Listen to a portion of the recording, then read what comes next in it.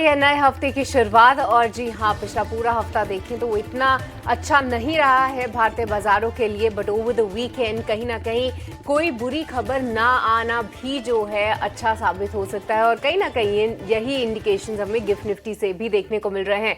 But अब इस नए हफ्ते में क्या होनी चाहिए आपकी रणनीति और स्टॉक स्पेसिफिक व्यू आप कहां पर ले, यही जानेंगे हम अगले 2.5 घंटे। स्वागत है आपका, मैं हूं सृष्टि शर्मा और मेरे साथ है मेरे सहयोगी अभिषेक और अगले 2.5 घंटे हम आपके साथ बने हुए हैं और साथ ही विकास भी हमारे साथ हैं और हम आपको ये बताएंगे कि कहां पर आप लगाएं दाव। हमारे तमाम एक्सपर्ट्स भी हमारे साथ मौजूद होंगे, तो हो जाइए तैयार। एक्सपर्ट टेक भी हम आपके सामने रखेंगे, पर उससे पहले आपके सामने रख देते हैं वो 4 बड़े ट्रिगर्स जहां पर है फिलहाल बाजार की नजर। तो कहीं ना कहीं देखें तो भारत के लिए एक अच्छी खबर जरूर आती हुई, जहां पर स्ट्रेट ऑफ हॉर्मुज खुलते हुए नजर आया है। 2 जहाज जो है स्ट्रेट ऑफ हॉर्मुज को पार करके भारत पहुंचे हैं, ये हमने समझा ओवर द वीकेंड। और साथ ही साथ ये भी कहना है कि 22 और जहाजों को जो है जल्द ही मंजूरी मिल सकती है और वो भी जो है अब भारत पहुंचते हुए दिखेंगे। तो कहीं ना कहीं जो पूरी एनर्जी क्राइसिस का संकट है वो टलता हुआ या फिर एक टेम्पररी पॉज लेता हुआ जरूर दिख रहा है। ओवर द वीकेंड हमने ये भी समझा कि कार्ग आइलैंड पर यूएस का हमला हुआ है। कच्चे तेल में हल्का उबाल हमने जरूर देखा है। ब्रेंट फिलहाल $103 के पार जाता हुआ, बट बहुत ज़्यादा फिलहाल वहाँ से तेज़ी नहीं है। एक ये पॉजिटिव संकेत ज़रूर है। यूएस और एशिया बाजार हल्के कमज़ोर ज़रूर है, जहाँ पर गिफ्ट निफ्टी में आप देखेंगे बढ़त है और डाउ जोन्स फ्यूचर्स में भी एक अच्छी बढ़त हमने देखी थी। देखते हैं कि बढ़त मार्केट खुलने पर कितनी टिकती है या नहीं। बट FIIs DIIs की बात करें तो FIIs की 11वें दिन हमने बिकवाली देखी है, पर कैश मार्केट में DIIs ने जो है फिर से एक बार सपोर्ट किया है। वहाँ पर उन्होंने खरीदारी की है। पर जी हाँ, जैसा कि हम जानते हैं कि फ्राइडे को मार्केट्स काफ़ी ख़राब ज़रूर रहे, जहाँ पर निफ्टी और निफ्टी बैंक दोनों में ही हमने अहम सपोर्ट लेवल्स टूटते हुए देखे। तो आज देखते हैं निचले स्तरों से किस तरीके का सपोर्ट आता है।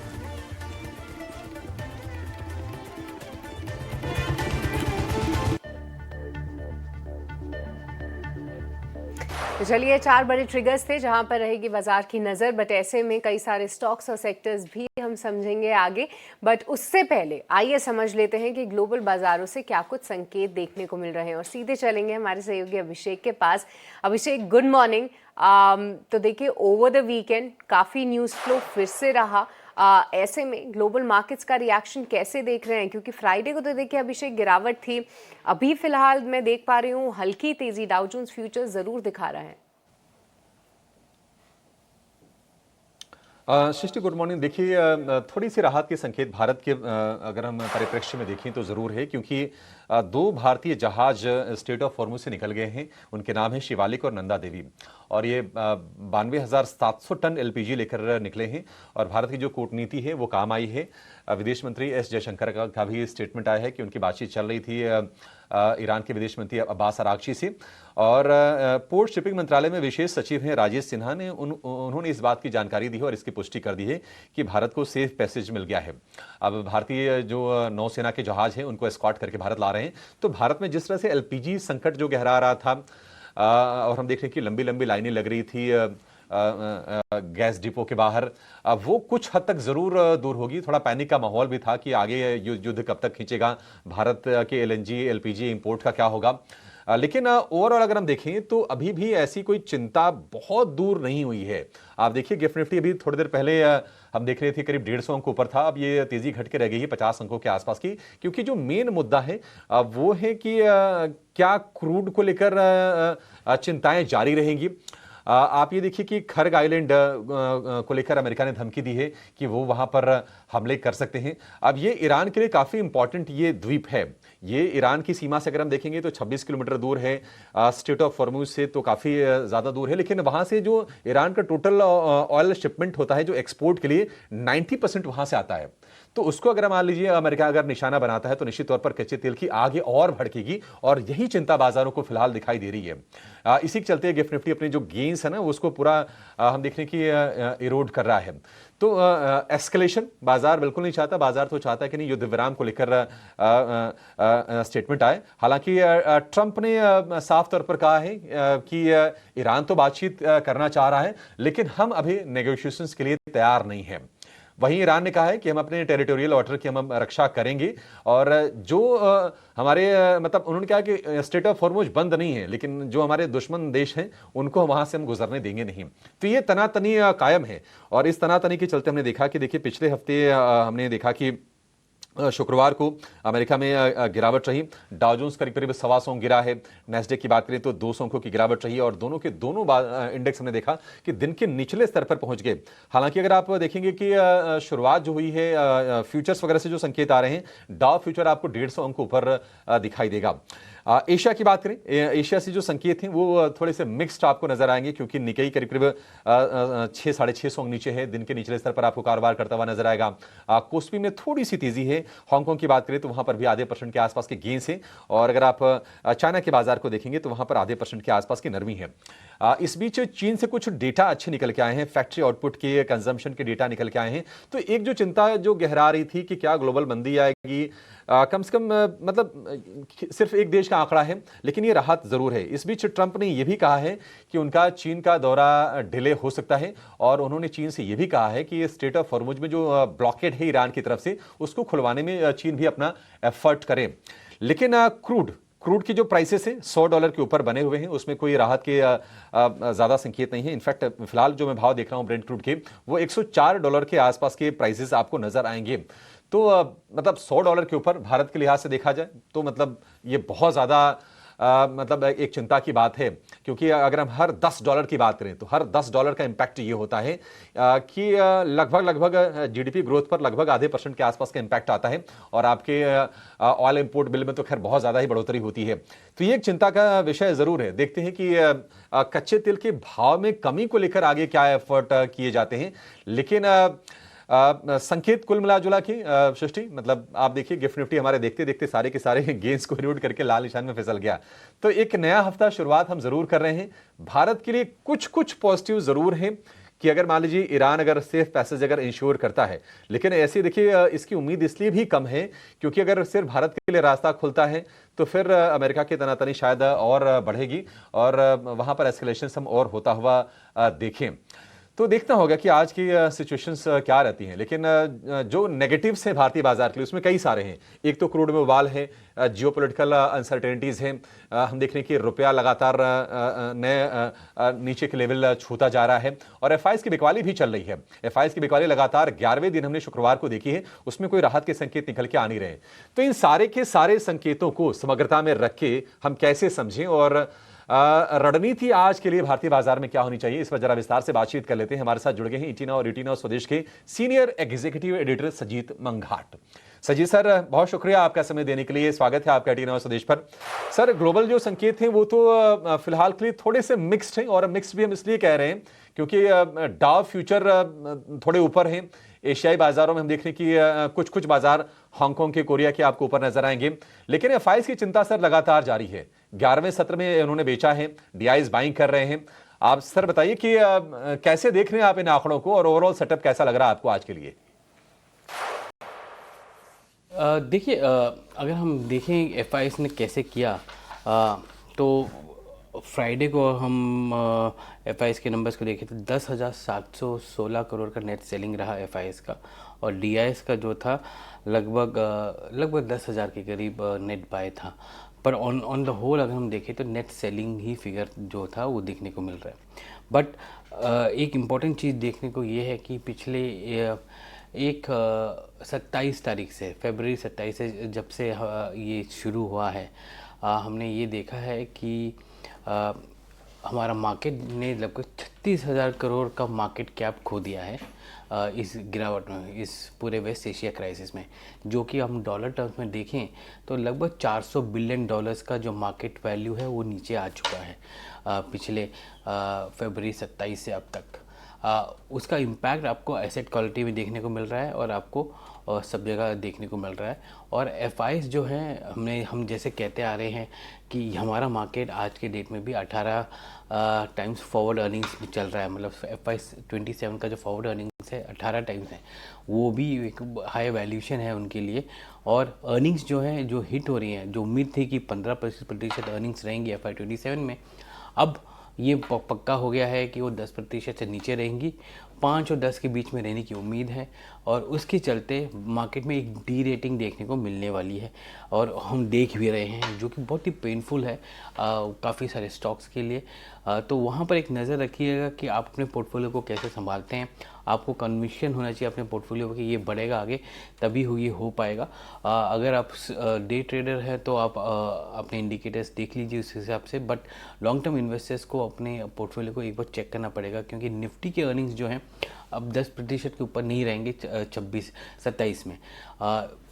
ये उम्मीद 15 की थी, अब 10% के नीचे है देखने को मिल रहा है।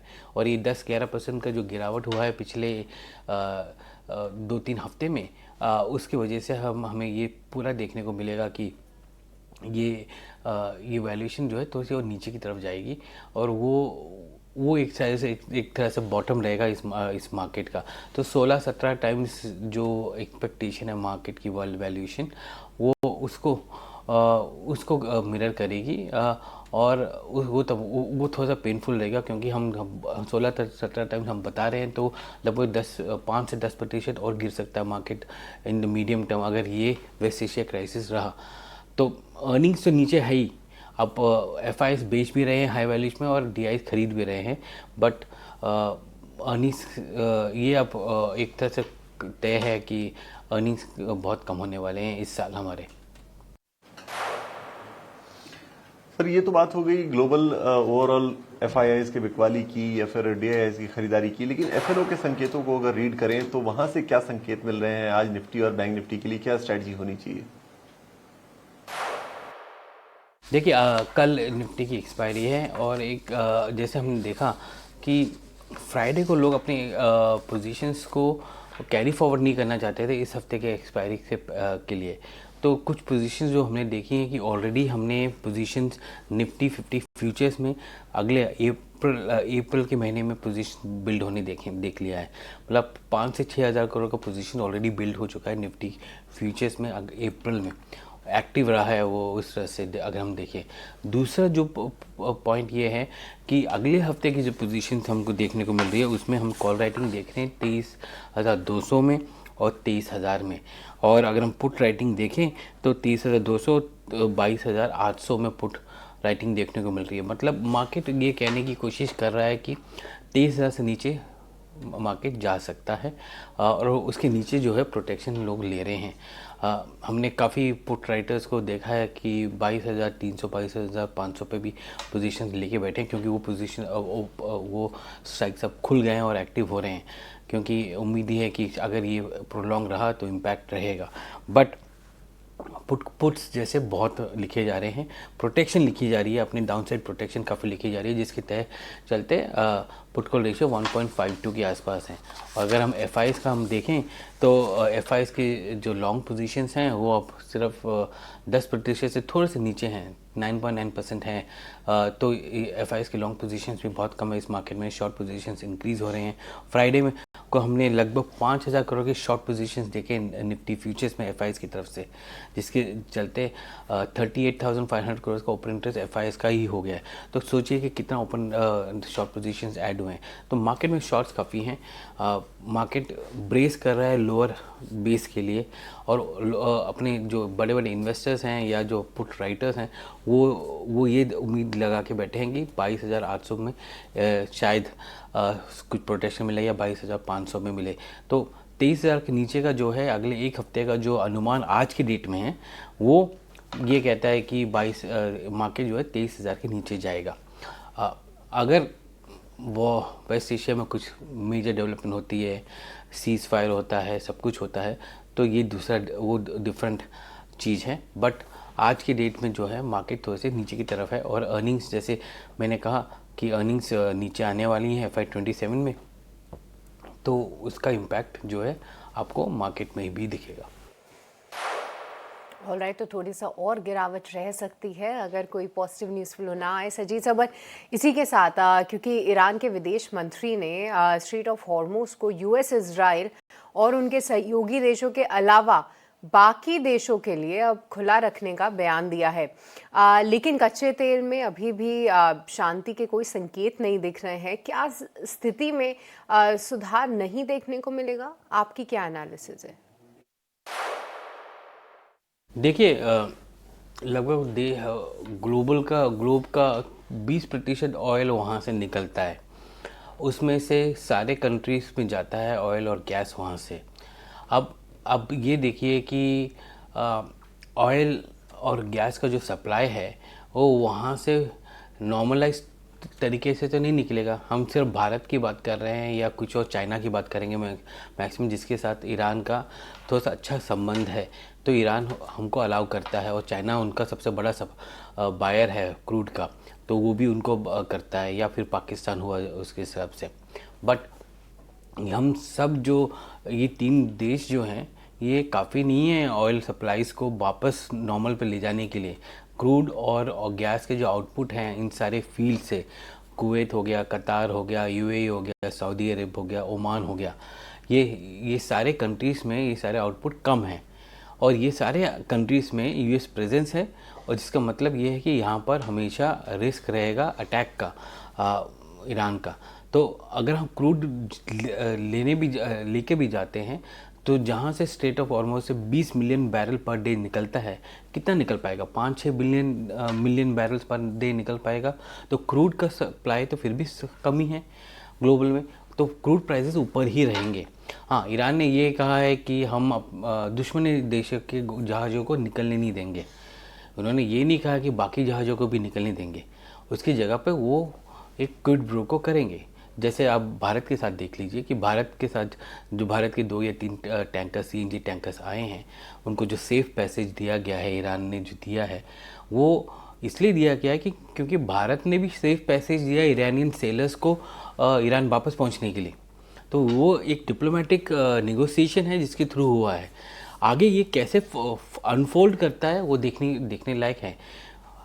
अगर हम ये कहें कि आज के डेट में भारतीय नौसेना जो है, इंडियन नेवी, वो वहाँ पर तैनात है और वो प्रोटेक्ट करने की कोशिश कर रही है अपने 21 या 22 वेसल्स, जो वहाँ पर हमारे 22 वेसल्स हैं वहाँ पर जो क्रूड और गैस को लेकर आ रहे हैं, उसमें से 2 वेसल्स निकले हैं और आज मेरे ख्याल से तीसरा भी निकलने वाला है। तो 21 वेसल्स तो अभी भी है वहाँ पर।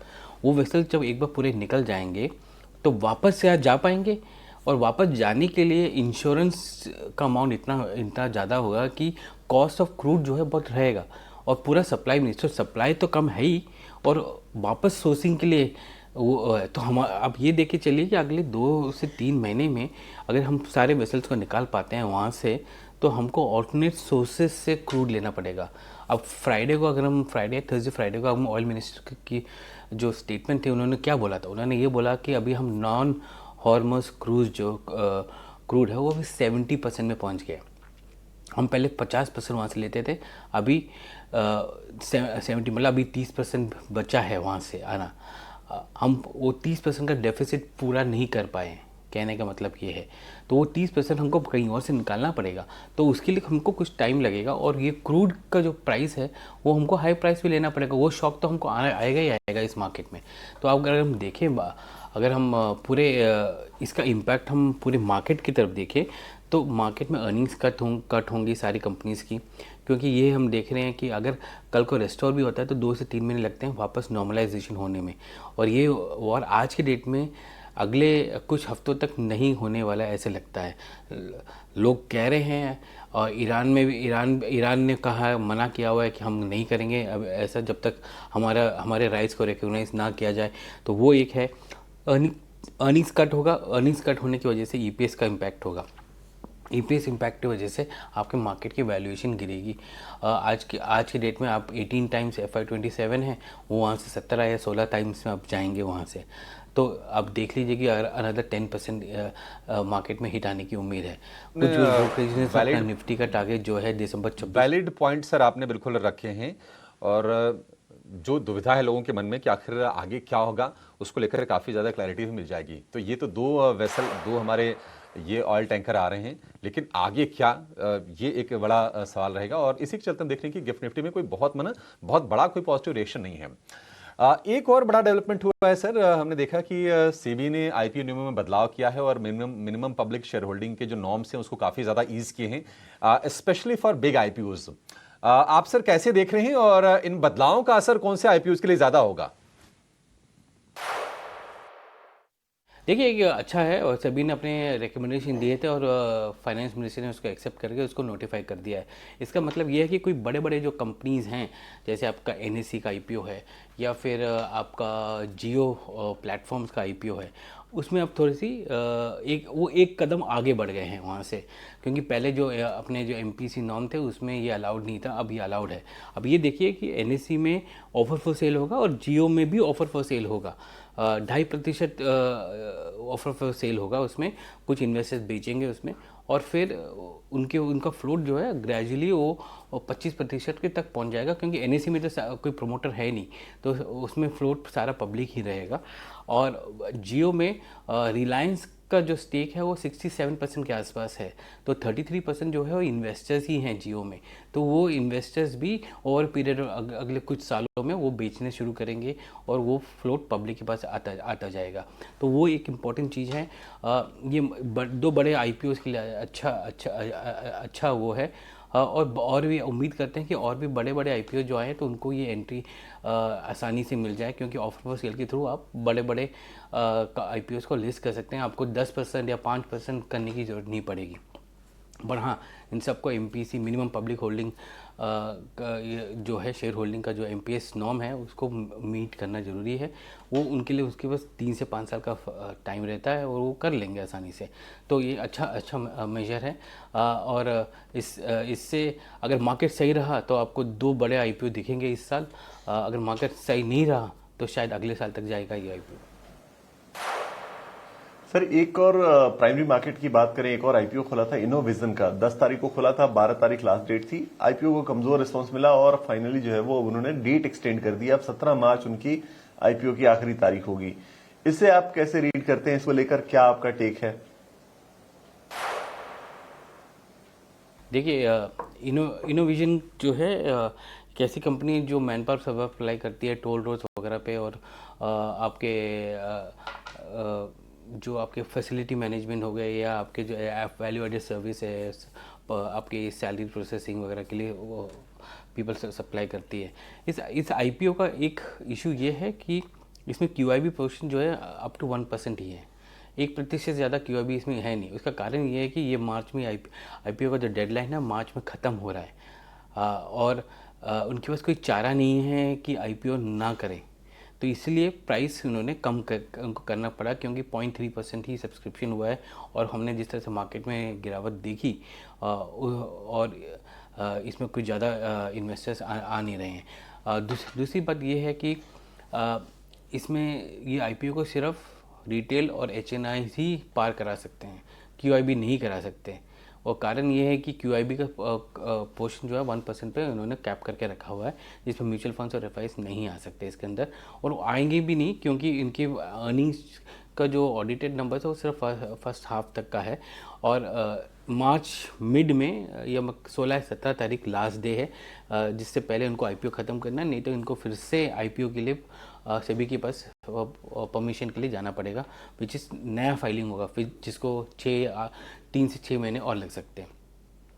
इनके लिए ये थोड़ा सा इम्पॉर्टेंट इसलिए है क्योंकि ये लोग बिड करते हैं टोल रोड्स के लिए, तो इनको अपना बैंक गारंटीज़ के लिए इनको पैसे चाहिए, तो वो एक इम्पॉर्टेंट फैक्टर है इनके लिए। बट ये मार्केट लेड इवेंट है, जिसमें ये फंस गए हैं, क्योंकि आईपीओस मार्केट नीचे गिर रहा है और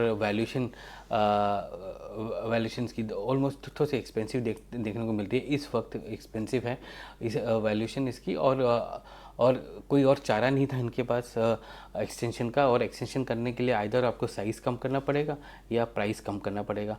तो ये दोनों के वजह तो उन्होंने प्राइस कम किया है ताकि 2 दिन और आगे खुल सके और 17 तारीख को ये बंद हो।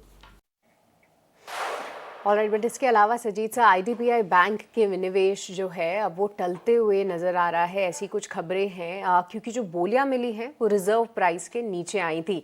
इस डेवलपमेंट पर आपका टेक क्या है? बिल्कुल, गवर्नमेंट के लिए बहुत बड़ा सेटबैक है एक तरह से, क्योंकि गवर्नमेंट ने अपने डाइवेस्टमेंट टारगेट इस बार इंक्रीज़ करके रखे थे। बजट में 80,000 का कुछ टारगेट था, उसमें उम्मीद ये थी कि 30-40 हज़ार करोड़ जो है वो आईडीबीआई के डाइवेस्टमेंट से आएगा। पर जिस तरह से फाइनेंशियल बिड्स आए हैं वो बहुत ही कम बिड्स हैं, और उसकी वजह से जो है ये पूरा प्रोसेस जो है वो थम गया है। हमें जो सुनने को आया वो ये है कि आपका रिज़र्व प्राइस था 130 रुपये, और जो बिडिंग हुई थी 92 और 95 रुपीज़ के बीच में हुई थी, मतलब कि करंट मार्केट प्राइस जो है उसके बीच में बिडिंग हुई थी, और गवर्नमेंट ने इसको रिजेक्ट कर दिया है। तो ये वापस अब कैबिनेट के पास जाएगा, और हो सकता है कि अब यहाँ पर ओएफएस आने शुरू हो जाएं आईडीबीआई बैंक के, तो वो भी एक इम्पॉर्टेंट चीज़ है जो देखने को मिलेगा, क्योंकि 92 to 95 रुपीज़ के ऊपर तो कोई बिड करने के लिए तैयार नहीं है, क्योंकि गवर्नमेंट ने भी बोला कि आप रीबिड कीजिए इसको, तो सारे लोगों ने मना कर दिया कि हम रीबिड नहीं करेंगे, हम इसी प्राइस पे करेंगे। तो अब गवर्नमेंट के पास एक ही चाह रहा है, या तो आप अपना बेस प्राइस को नीचे लेकर आइए और बिड को एक्सेप्ट करिए, नहीं तो आप 90 to 95 में ओएफएस लेकर आइए और ग्रेजुअली अपने पब्लिक होल्डिंग इंक्रीज़ कीजिए, और उससे पैसा जो है गवर्नमेंट के पास भी जाएगा। बट वही है कि इस मार्केट में आप ओएफएस लेकर आएंगे तो ख़रीदने वाला कौन होगा, तो वो भी एक बड़ा फैक्टर है जिस पे आपको नज़र रखनी पड़ेगी। तो चलिए, आज आईडीबीआई बैंक पर रहेगी नज़र और देखते हैं किस तरीके का वहाँ पर एक्शन रहता है। पर इसी के साथ सजीद साहब को बहुत बहुत शुक्रिया करना चाहेंगे, आज अपने समय निकाला और हमारे दर्शकों का मार्गदर्शन भी किया। पर चलिए, अब फिलहाल वक्त तो चला एक छोटे से ब्रेक से पहले आइए स्वागत कर लेते हैं हमारे आज के खास मेहमानों का। रचित खंडेलवाल, सौमिल और अंशुल जैन हमारे साथ मौजूद हैं। इन तमाम एक्सपर्ट से लेंगे उनकी रणनीति और जानेंगे उनके स्टॉक स्पेसिफिक आइडियाज़। बस इस छोटे से ब्रेक के बाद आप कहीं मत जाइएगा।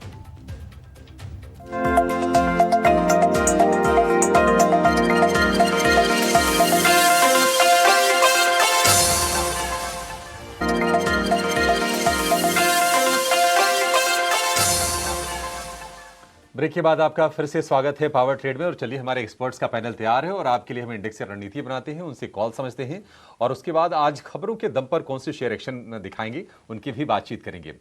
प्रदीप हल्दर हमारे साथ हैं, अंशुल जैन जुड़ गए हैं, रचित खंडेलवाल हैं और सौमिल मेहता है मेरे एसेट शेयर खान से हमारे साथ। आप चारों का बहुत शुक्रिया, स्वागत है आपका 18 और स्वदेश पर। सौमिल भाई, शुरुआत आपसे करना चाहेंगे। बाजार में हम देख रहे हैं कि सेंटिमेंट अभी भी वीक है। थोड़ी सी राहत स्टेट ऑफ फॉर्म से भारत के लिए निकल के आई है, लेकिन वो राहत आगे बनी रहेगी या नहीं, इसको लेकर अभी बड़े बड़े सवाल हैं।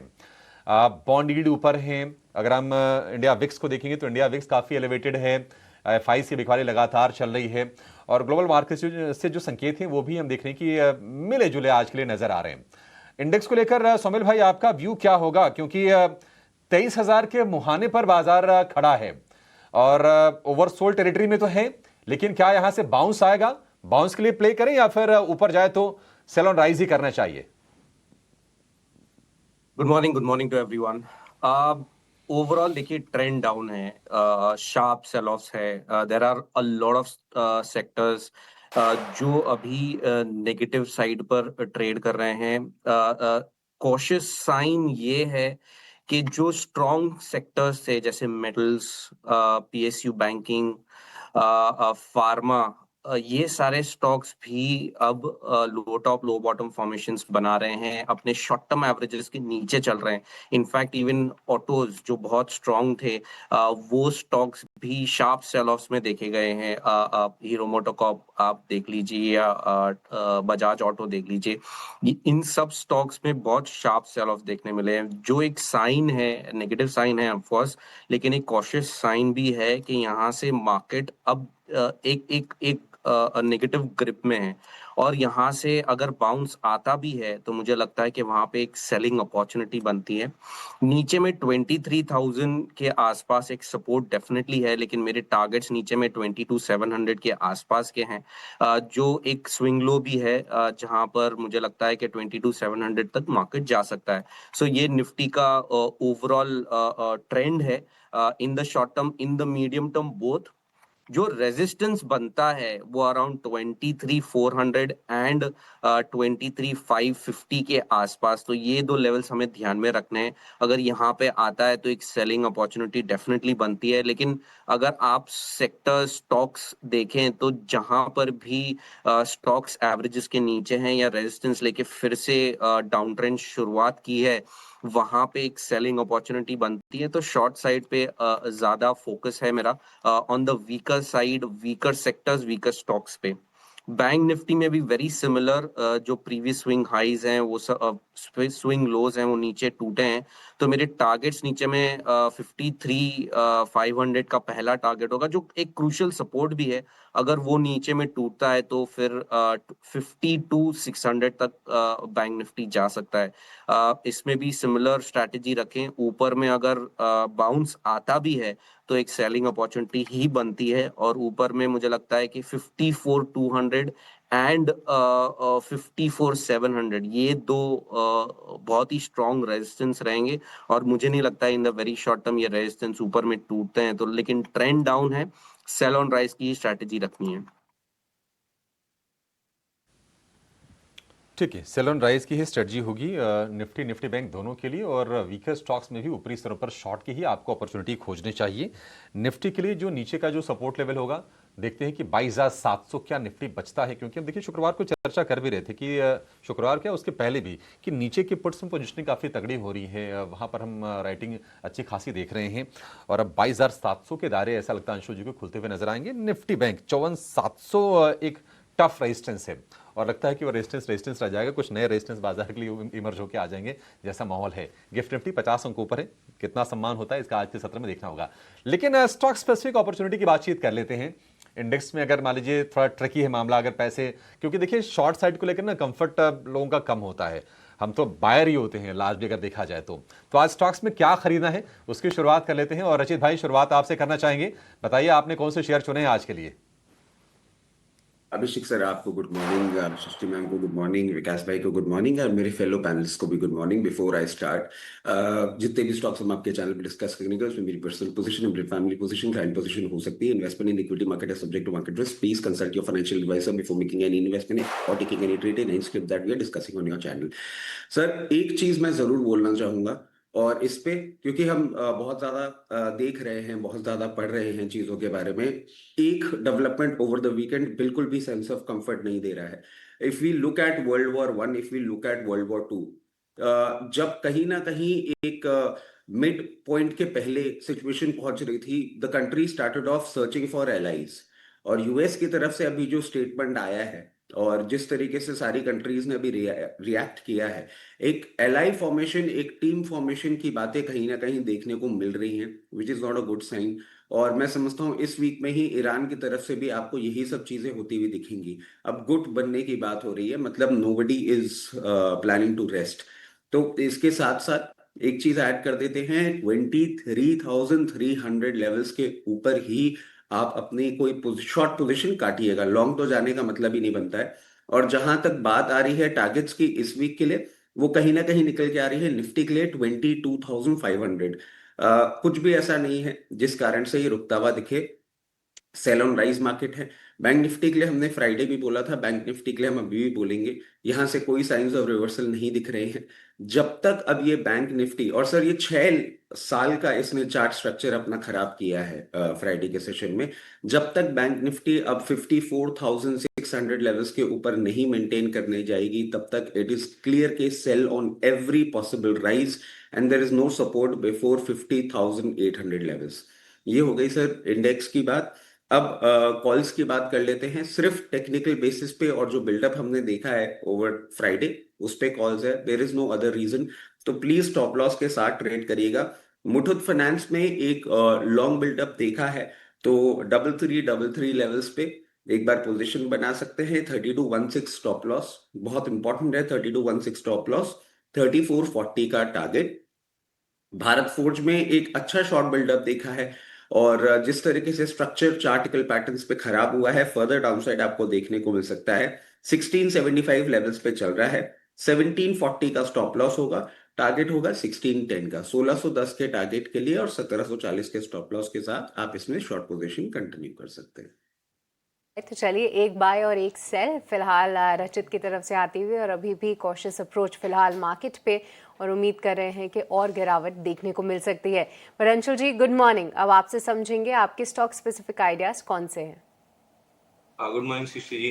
देखिए, जैसे अक्षय जी ने भी कहा कि हम बाय एंड लार्ज बाइंग में ज़्यादा कंफर्टेबल रहते हैं, क्योंकि सेलिंग में रिस्क मैनेज करना थोड़ा-सा मुश्किल होता है। फ्यूचर एंड ऑप्शन में क्वांटिटी कैलकुलेशन, ये सारी चीज़ें दिक्कत होती हैं। तो स्ट्रॉन्गर स्टॉक्स पे फोकस करेंगे। निफ्टी और बैंक निफ्टी 12% अपने हाई से 3 ही हफ्ते में टूटी हैं, तो सेल ऑन रैलीज का मार्केट है, तो रैलीज में स्ट्रॉन्गर स्टॉक्स आपको बहुत जल्दी से ऑल टाइम हाई बनाते हुए दिखेंगे। One of them JB chemical, जो हम पिछली 3 बार से बाय दे चुके हैं, टारगेट अचीव हुए हैं। 29 दिन में 21% चला है अगेंस्ट जहां मार्केट 12% गिरा है, तो इसी में बाइंग करने की कोशिश करेंगे। जेबी केमिकल एंड फार्मा 2120 पे 2070 का स्टॉप लॉस रहेगा और 2200 का टारगेट रहेगा। दूसरा, फ्राइडे के वीक मार्केट में जहां बेहतरीन रैली स्टॉक ने बेहतरीन रैली डेवलप की थी, लूमेक्स टेक अगेन एक बेरिश साइन था जिसको फील करके क्लोज किया है, गैप क्लोज करके वापस बहुत बेहतरीन बाउंस बैक आया है। तो इस स्टॉक को बाय करके चलना चाहिए। 1430 के अराउंड 1400 का स्टॉप लॉस रहेगा और 1480 का टारगेट रहेगा। ये दो कॉल्स फिलहाल अंशुल जी की तरफ से। लूमेक्स ऑटो यहाँ पर जो है आप बाय ज़रूर कर सकते हैं।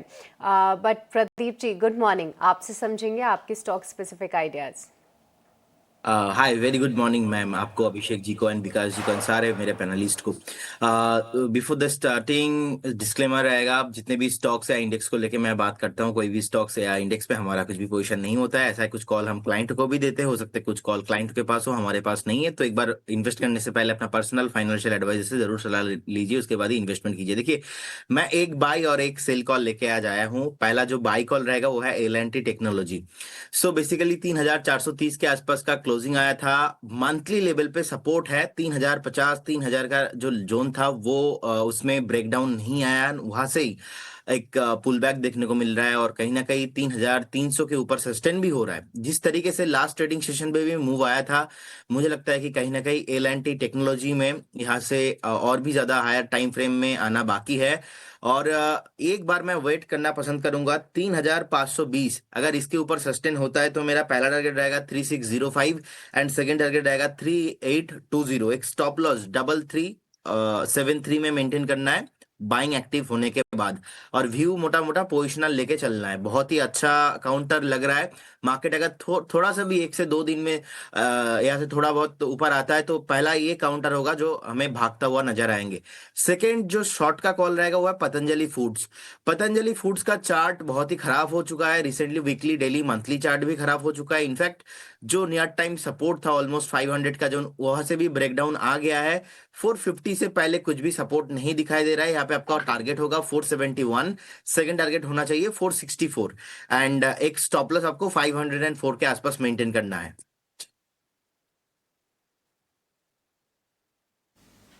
बिल्कुल। तो ये दो कॉल्स आपको आती हुई प्रदीप हल्दर जी की तरफ से, और आपके टारगेट और स्टॉप लॉस जो है वो आपकी स्क्रीन पर आते हुए एल&टी टेक आपको लेना है। और उसके अलावा जो दूसरी कॉल है वो है पतंजलि फूड्स के ऊपर, टारगेट स्टॉप लॉस आपकी स्क्रीन पर 471 464 का ये सेल की कॉल है, और 471 461 का 464 का आपको टारगेट रखना है, 504 का आपको लगाना है स्टॉप लॉस। एल&टी टेक में 3605 और 3820 ये दो टारगेट्स रखने हैं, 3373 का आपको लगाना है स्टॉप लॉस। प्रदीप हल्दर जी की तरफ से ये आती हुई राय। चलिए सौमिल के पास चलते हैं वापस, उनकी पिक्स बाकी हैं। सौमिल, आपकी तरफ से ट्रेडिंग आइडियाज स्टॉक स्पेसिफिक कौन सी होंगी?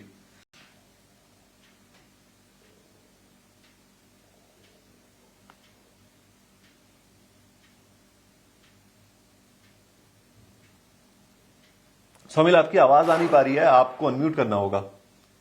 अपॉलॉजीज। मेरी स्ट्रैटेजी दोनों सेल साइड पर ही है। सेल ऑन राइज की आप स्ट्रैटेजी रखें, वीकर स्टॉक्स को शॉर्ट करने की कोशिश करें। पहला स्टॉक मैंने चुना है that is PNB. PNB bank में मुझे लगता है कि एक ब्रेकडाउन मिला है, लो टॉप लो बॉटम फॉर्मेशन ऑलरेडी है। एक अपवर्ड स्लोपिंग ट्रेंड लाइन जो बहुत समय से होल्ड हो रही थी वो नीचे की तरफ टूटी है। 200 डेली मूविंग एवरेज के नीचे ये स्टॉक चल रहा है। There are a lot of negative signs here. 116 के आसपास एक स्टॉप लॉस रखें और नीचे में मुझे लगता है टारगेट 103 के बन सकते हैं ऑन द सेलिंग साइड। दूसरा स्टॉक है यूपीएल। यूपीएल में भी वेरी सिमिलर एक ट्रायंगल पैटर्न बना है जो नीचे की तरफ फ्राइडे के सेशन में टूटा है। 200 डेली मूविंग एवरेज के नीचे, ऑल शॉर्ट टर्म एवरेजेस के नीचे चल रहा है। मुझे लगता है कि यहाँ पे और भी शार्प सेल ऑफ्स देखने मिल सकते हैं। टारगेट होंगे 565 पर और स्टॉप लॉस रखेंगे 625।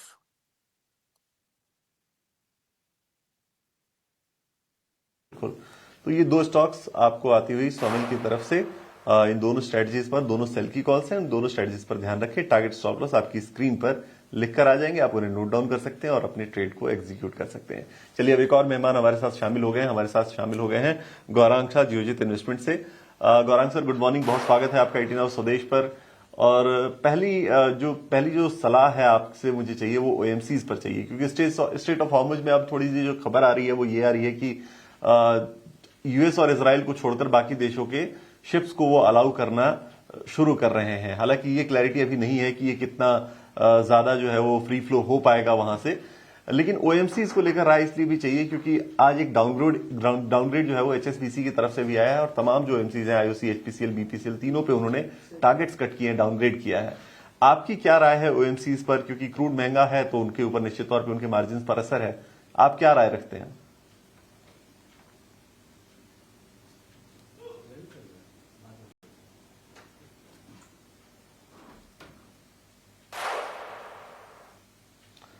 गौरांग सर, आपको अनम्यूट करना पड़ेगा, आपकी आवाज मुझ तक पहुंच नहीं पा रही। ये दुविधा हो जाती है, ये अनम्यूट म्यूट का बटन जो होता है ना, कभी कभी दुविधा हो जाती है। बहुत बहुत धन्यवाद इस मंच पर आमंत्रित करने के लिए। 18 आवर्स स्वदेश के दर्शकों को और आप सभी को सादर प्रणाम और शुभ प्रभात हमारे तरफ से। छोटा डिस्क्लोजर दे देते हैं, निवेश लायक रणनीति जो भी आज प्रातःकाल इस कार्यक्रम में रखेंगे ये बुनियादी तर्क के आधार पर लंबी अवधि के लिए है। इसमें हमारी कंपनी जियोजित अथवा मेरा किसी भी प्रकार का व्यक्तिगत निवेश नहीं है, ना ही किसी प्रकार का वित्तीय लाभ मिलता है, ना ही किसी प्रकार का कॉन्फ्लिक्ट ऑफ इंटरेस्ट। लेकिन इस स्तर पर राय हम हमारे क्लाइंट्स को देते हैं, संभवता पूर्वक उनका निवेश होगा या होना चाहिए।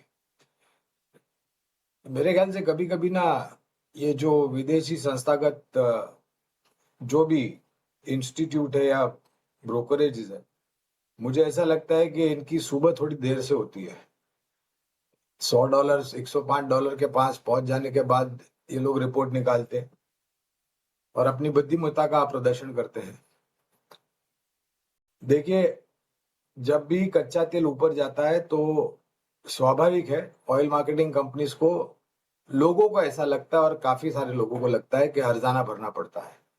और ऑयल एक्सप्लोरेशन कंपनीज को फायदा होता है क्योंकि इन्वेंटरीज जो होते हैं वो ऊपर के दाम में बेचते हैं वगैरह वगैरह। लेकिन एक बात ये भी है वास्तविकता कि अगर 4 राज्यों में चुनाव है और एक यूनियन टेरिटरी में चुनाव है तो स्वाभाविक है केंद्र में जो सरकार बैठी है वो पेट्रोल और डीजल के दाम बढ़ने नहीं देगी, ना ही सीएनजी के दाम बढ़ने देगी। हाँ, ये बात अलग है, राज्य के चुनाव होने के बाद, नतीजों आने के बाद पहली सुबह में वो लोग भाव बढ़ा देंगे, लेकिन वो एक वास्तविकता है। और एक वास्तविकता ये भी है विकास जी के ज्यादातर सरकार जो है वो सब्सिडाइज करती है ऑयल मार्केटिंग कंपनीज को। किसी भी तरह का अगर वो जो मार्क टू मार्केट अगर ज्यादा हो जाता है और नुकसान ज्यादा होने लगता है प्रति लीटर पेट्रोल डीजल कैरोसिन या फिर सीएनजी क्यूबिक सेंटीमीटर में, तो जाहिर है सरकार ऑयल मार्केटिंग कंपनीज को मुआवजा देती है। बुनियादी तर्क के आधार पर अगर आप हमें पूछें तो तीनों ही ऑयल मार्केटिंग कंपनीज पर हमारी खरीदारी की राय है। देखिए, कच्चा तेल ये जो आवागमन आप जो अभी बात कर रहे थे स्ट्रेट ऑफ हॉर्मुज में, कुछ समुद्री जहाजों को, कुछ देशों के समुद्री जहाजों को जहां पर वो अपना परचम लहला करके चलते हैं उनको अनुमति दिए, तो मेरे ख्याल से भारत पहला देश था जिसका परचम लहरा रहा था। और मेरे ख्याल से अब तक करीबन 4 या 5 मेरे ख्याल से टैंकर्स कच्चे तेल के और नेचुरल गैस के स्ट्रेट ऑफ हॉर्मुज से मुसाफरी करके हमारे बंदरगाह, भारत के बंदरगाह पर पहुंच गए। और ये भी वास्तविकता है कि ईरान की तरफ से टिप्पणी आई थी कि भारत के साथ साझा काम करेंगे और आगे बढ़ेंगे, और उम्मीद करते हैं कि ये परिस्थिति ज्यादा गंभीर ना हो। बाकी अन्य देशों के साथ भी भारत सरकार बात कर रही है जहां तक हमारी ऊर्जा की जरूरत है। और कल देर शाम को मैं माननीय मंत्री पीयूष गोयल जी को सुन रहा था और उसके पहले हरदीप सिंह पुरी को भी मैंने सुना और बार बार एक ही बात कह रहे हैं कि उपभोक्ताओं को किसी भी तरह की तकलीफ नहीं होगी, वाहनों को किसी भी तरह की तकलीफ नहीं होगी, पाइप्ड नेचुरल गैस पीएनजी जहां पर आता है वहां पर तकलीफ नहीं होगी। ये जो जमाखोरी और ये जो आजकल नहीं काफी लंबे समय से अनौपचारिक अंतर्राष्ट्रीय महाविश्वविद्यालय के रूप में जो प्लेटफॉर्म्स है वो ज्यादा लोगों को डर और घबराहट पैदा करते हैं और इसलिए लोग दौड़ दौड़ के जमाखोरी करते हैं। मेरे ख्याल से अगर आपका लंबी अवधि का निवेश है, आपका प्रश्न का उत्तर, मैंने क्षमा चाहता हूं मैंने उत्तर को मैंने थोड़ा लंबा खींच लिया, थोड़ी गहराई में जाने की जरूरत थी विकास जी। तो अगर लंबी अवधि का नजरिया है तो तीनों ही ऑयल मार्केटिंग कंपनीज पर खरीदारी की राय बने रहे। ऊपरी स्तर पर लिया है, निवेश लायक पूंजी है तो जोड़े, और अगर नहीं लिया है, इंतजार कर रहे थे करेक्शन का, ये करेक्शन का लाभ उठा करके निवेश करें।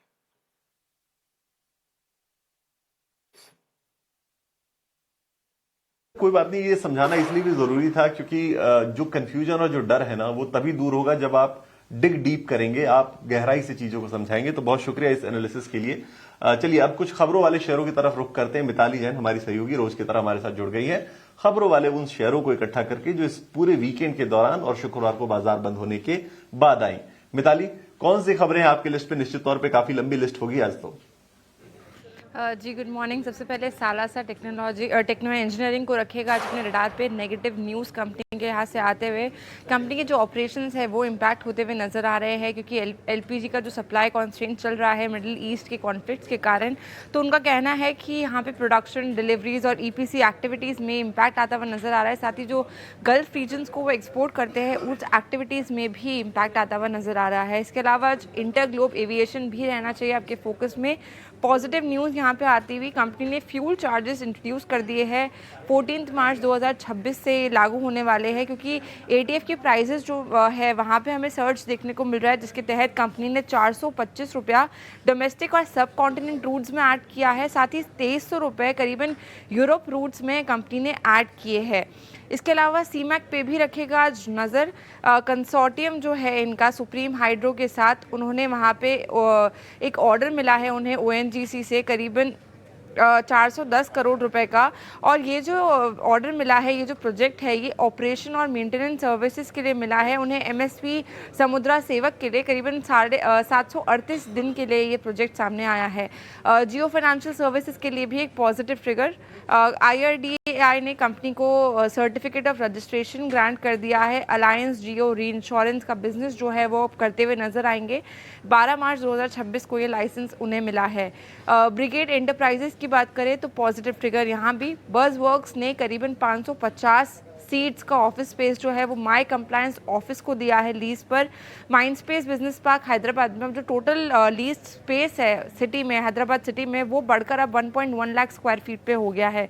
इसके अलावा GMR एयरपोर्ट भी रहना चाहिए आज अपने फोकस में। पॉजिटिव ट्रिगर यहाँ भी। कंपनी को लेटर ऑफ एक्सेप्टेंस हासिल हुआ है दिल्ली इंटरनेशनल एयरपोर्ट से जिसके तहत कंपनी अपग्रेड करेगी, ऑपरेट करेगी और मेंटेन भी करेगी कार्गो टर्मिनल 1 दिल्ली एयरपोर्ट पे। करीबन 340 करोड़ रुपए का शेयर फर्स्ट फुल ईयर में मिलता हुआ नजर आएगा और जो कंसेशन है ये 2036 तक वैलिड होने वाला है। इसके साथ ही कंपनी ने अपना बिजनेस अपडेट भी निकाला। उनका कहना है कि जो पैसेंजर्स का ट्रैफिक है GMR एयरपोर्ट्स पे वो अच्छा देखने को मिला। करीबन 10.3 मिलियन पैसेंजर्स को उन्होंने फरवरी 2026 में यहाँ पे ऑन बोर्ड किया है। इसके अलावा आज बेजल प्रोजेक्ट्स को भी रखेगा अपने फोकस में। पॉजिटिव ट्रिगर यहाँ भी। इन्हें अल्ट्रा मेगा EPC ऑर्डर हाथ लगा है करीबन 700 करोड़ रुपए से ज़्यादा का। KRN हीट एक्सचेंजर और रेफ्रिजरेशंस भी रहना चाहिए आपके रडार पे। कंपनी ने QIP की मंजूरी दे दी है। 500 करोड़ रुपए का फंड रेज करने वाले हैं वो QIP के द्वारा। इसके अलावा वाटेक वाबा की बात करें तो पॉजिटिव ट्रिगर यहाँ भी आता हुआ। कंपनी को एक ADB फंडेड मेगा ऑर्डर हाथ लगा है और ये जो कंपनी ने क्लासिफाई किया है ये मेगा ऑर्डर ये 1000 करोड़ रुपए से ज़्यादा का है। प्रोजेक्ट की कंप्लीशन टाइमलाइन करीबन 54 मंथ्स रहने वाली है। उसके बाद 10 साल के ऑपरेशंस और मेंटेनेंस का कॉन्ट्रैक्ट भी उन्हें मिला है।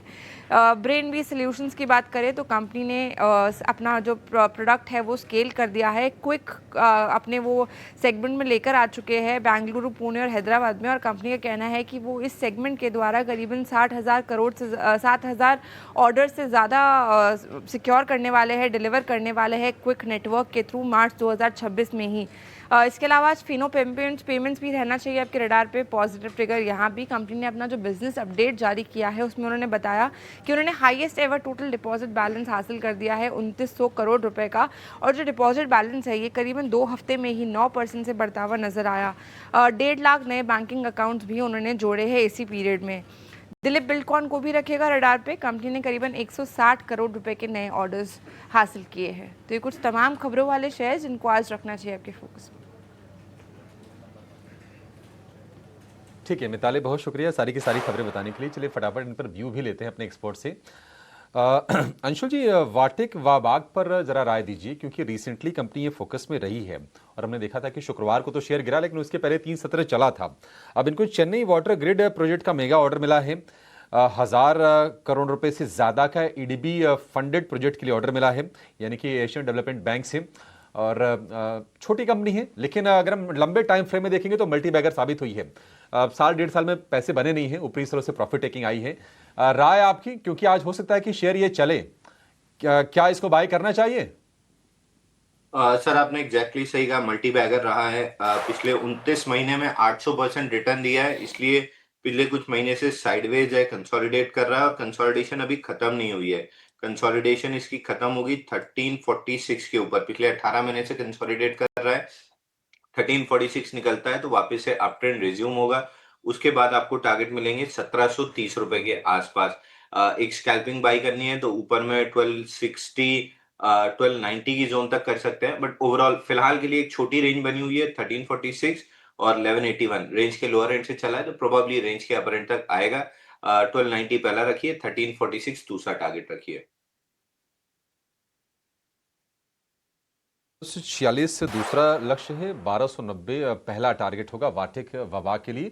4% ये शेयर गिरा था, आज इसमें हो सकता है कि फिर से हम एक्शन लौटता हुआ देखें। और वैसे भी ये कहीं ना कहीं गर्मियों से भी जोड़ के इसको आप मॉनसून से जोड़ के देख सकते हैं इस शेयर को। लेकिन चलिए काम करते हैं, छोटे से ब्रेक का समय हो गया है। खबरें ढेर सारी हैं और सभी पर हम कोशिश करेंगे कि व्यू अपने एक्सपर्ट से लें, खासतौर से उन शेयरों पर जहां पर एक्शन आज ज्यादा रहने की उम्मीद है। छोटा सा ब्रेक, हमारे एक्सपर्ट्स हमारे साथ बने हुए, आप भी कहीं जाएगा नहीं।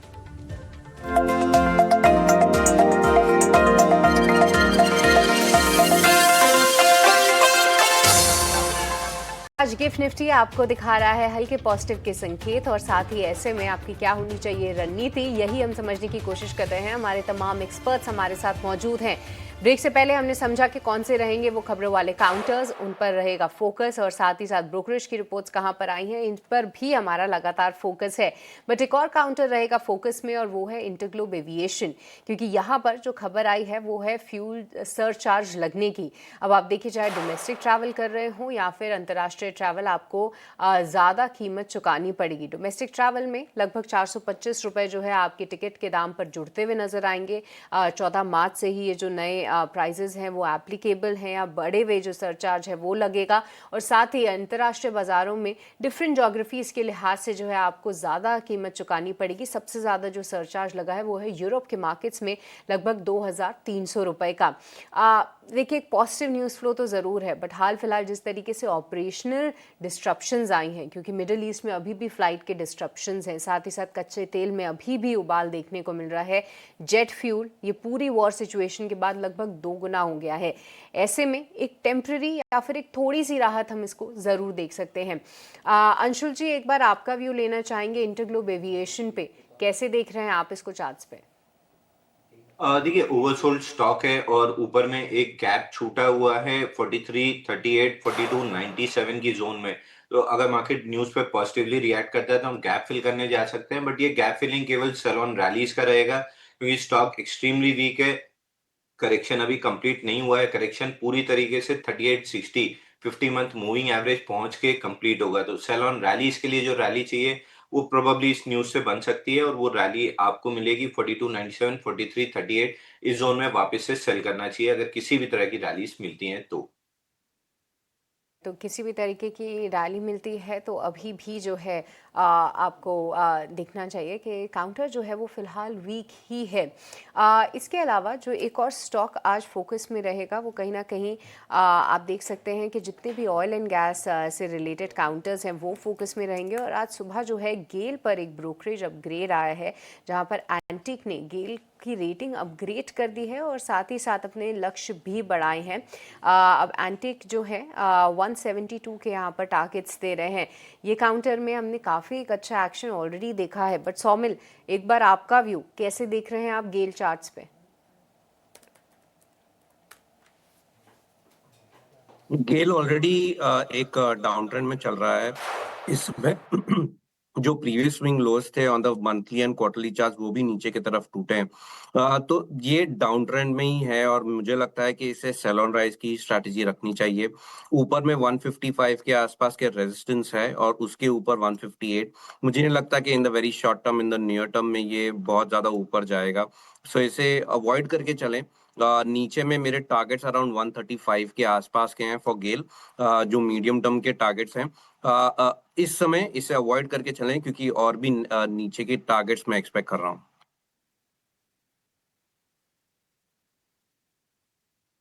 बिल्कुल, तो ये राय आपको गेल के ऊपर सौमिल की तरफ से आती हुई। अच्छा, ये खबर ना जियो फाइनेंशियल सर्विसेज को लेकर है। आईआईडीएआई की तरफ से इसके एक जेवी को, जिस जेवी का नाम है अलायंस जियो री इंश्योरेंस, उसको मंजूरी मिली है री इंश्योरेंस सर्विसेज के लिए। 12 मार्च को ये मंजूरी मिली है। बेसिकली ये बिजनेस अब शुरू करने जा रहे हैं अलायंस के साथ। अलायंस के साथ 50-50 जेवी इन्होंने किया है और वो काफी पॉजिटिव डेवलपमेंट है जियो फाइनेंशियल सर्विसेज के लिए। इस पर एक राय लेते हैं और राय जो है वो हम लेंगे प्रदीप हल्दर जी से। प्रदीप जी, जरा एक बार बताइए जियो फाइनेंशियल सर्विसेज के ऊपर आपकी क्या राय है? स्टॉक ने पिछले कुछ दिनों में करेक्शन तो अच्छा खासा दिखाया है। देखिए विकास जी, पॉजिटिव मैं लॉन्ग टर्म में हूँ, लेकिन शॉर्ट टाइम में बहुत ही हाई बीटा काउंटर है। इतना ज्यादा हाई वॉलेटिलिटी रहता है। जब आईपीओ आया था उसके बाद हमने देखा एक तरफा 68-70% रैली हुआ, उसके बाद फिर से अपने ऑल टाइम हाई से ऑलमोस्ट 46-47% नीचे आया। अगेन ऑलमोस्ट 335 के रेंज पे टॉप बनाने के बाद अभी 235। मैं समझता हूँ कि 215 से 220-25 का range one of the most value zone है। यहाँ पे आपको एकोमोलेशन करना चाहिए। शॉर्ट टाइम में जब तक ये स्टॉक 275 ऊपर क्लोजिंग नहीं हो जाता तो यहाँ पे मोमेंटम आपको आते हुए नहीं दिखाएंगे। तो ये जो बाजार है, इस बाजार पे आपको वैल्यू इन्वेस्टिंग ही करना है। कभी अगर आपको 225-215 के रेंज पे मिलता है, यहाँ से 15-20 रुपया नीचे, तो जाके आपको स्टागर मनार पे बाई करने का सलाह रहेगा। उस केस में 200 आपका स्टॉप लॉस रहेगा। अगेन आपको 330 तक आते हुए दिखाई देंगे।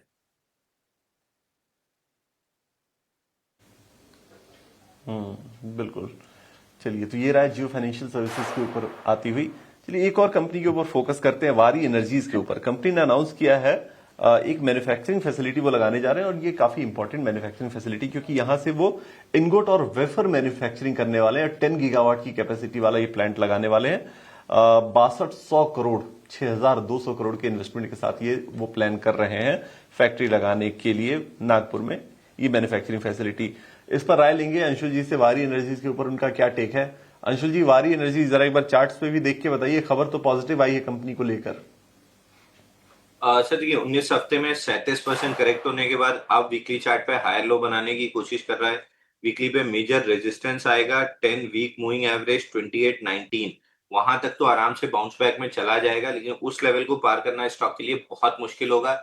वहीं पे 10 वीक मूविंग एवरेज है, वहीं पे ब्रेक अवे गैप भी है जो कि बेरिश है। तो यही टारगेट पकड़ना चाहिए ऑन दी अपसाइड 20 से 2830 की जोन। इस जोन के ऊपर निकलना स्टॉक के लिए बहुत मुश्किल होगा। वहां पे एक बार रिव्यू करेंगे, अगर स्लाइस थ्रू करता है तो फिर 20 और 50 वीक मूविंग एवरेज 2920 2950 मिलेगा। नहीं तो वहीं से रिवर्सल करके वापस से रेंज का बॉटम 2580 टेस्ट कर सकता है। तो फिलहाल के लिए 2830 की जोन पकड़ के चलिए कि वहां तक की अपसाइड आपको मिल सकती है। ठीक है, 2838 तक की अपसाइड हम वारी एनर्जीज में देख सकते हैं। सौमिल भाई, रिलायंस में क्या हम एक रिकवरी का ट्रेड आज ले सकते हैं? क्योंकि 3-4 सत्र से ये शेयर गिर रहा है। हालांकि स्टेट ऑफ हॉर्मुज से भारत के लिए थोड़ी सी एक अच्छी खबर निकल के आई है। और दूसरी गुड न्यूज़ ये है कि जो बड़े आईपीओज हैं, जो मेगा आईपीओज हैं, उनकी लिस्टिंग को लेकर, minimum public share holding norms को लेकर थोड़ी सी राहत सेबी ने दी है। स्पेशली जो इनका टेलीकॉम वर्टिकल है जियो, उनके लिए तो बेनिफिट वाली चीज़ होगी। शायद वो चीज़ें स्पीड अप होती हुई दिखाई दी हैं यहाँ से। राय क्या होगी आपके रिलायंस को लेकर? अगर आप देखें कुछ समय से ये एक ब्रॉड रेंज में है, 1340 1300 के आसपास का लोअर एंड है, अपर एंड 1500 के आसपास है। तो यही रेंज में बहुत समय से रिलायंस ट्रेड कर रहा है। जो रेजिस्टेंस है वो 200 डेली एक्सपोनेंशियल मूविंग एवरेज पे रेजिस्टेंस भी है 1435 के आसपास।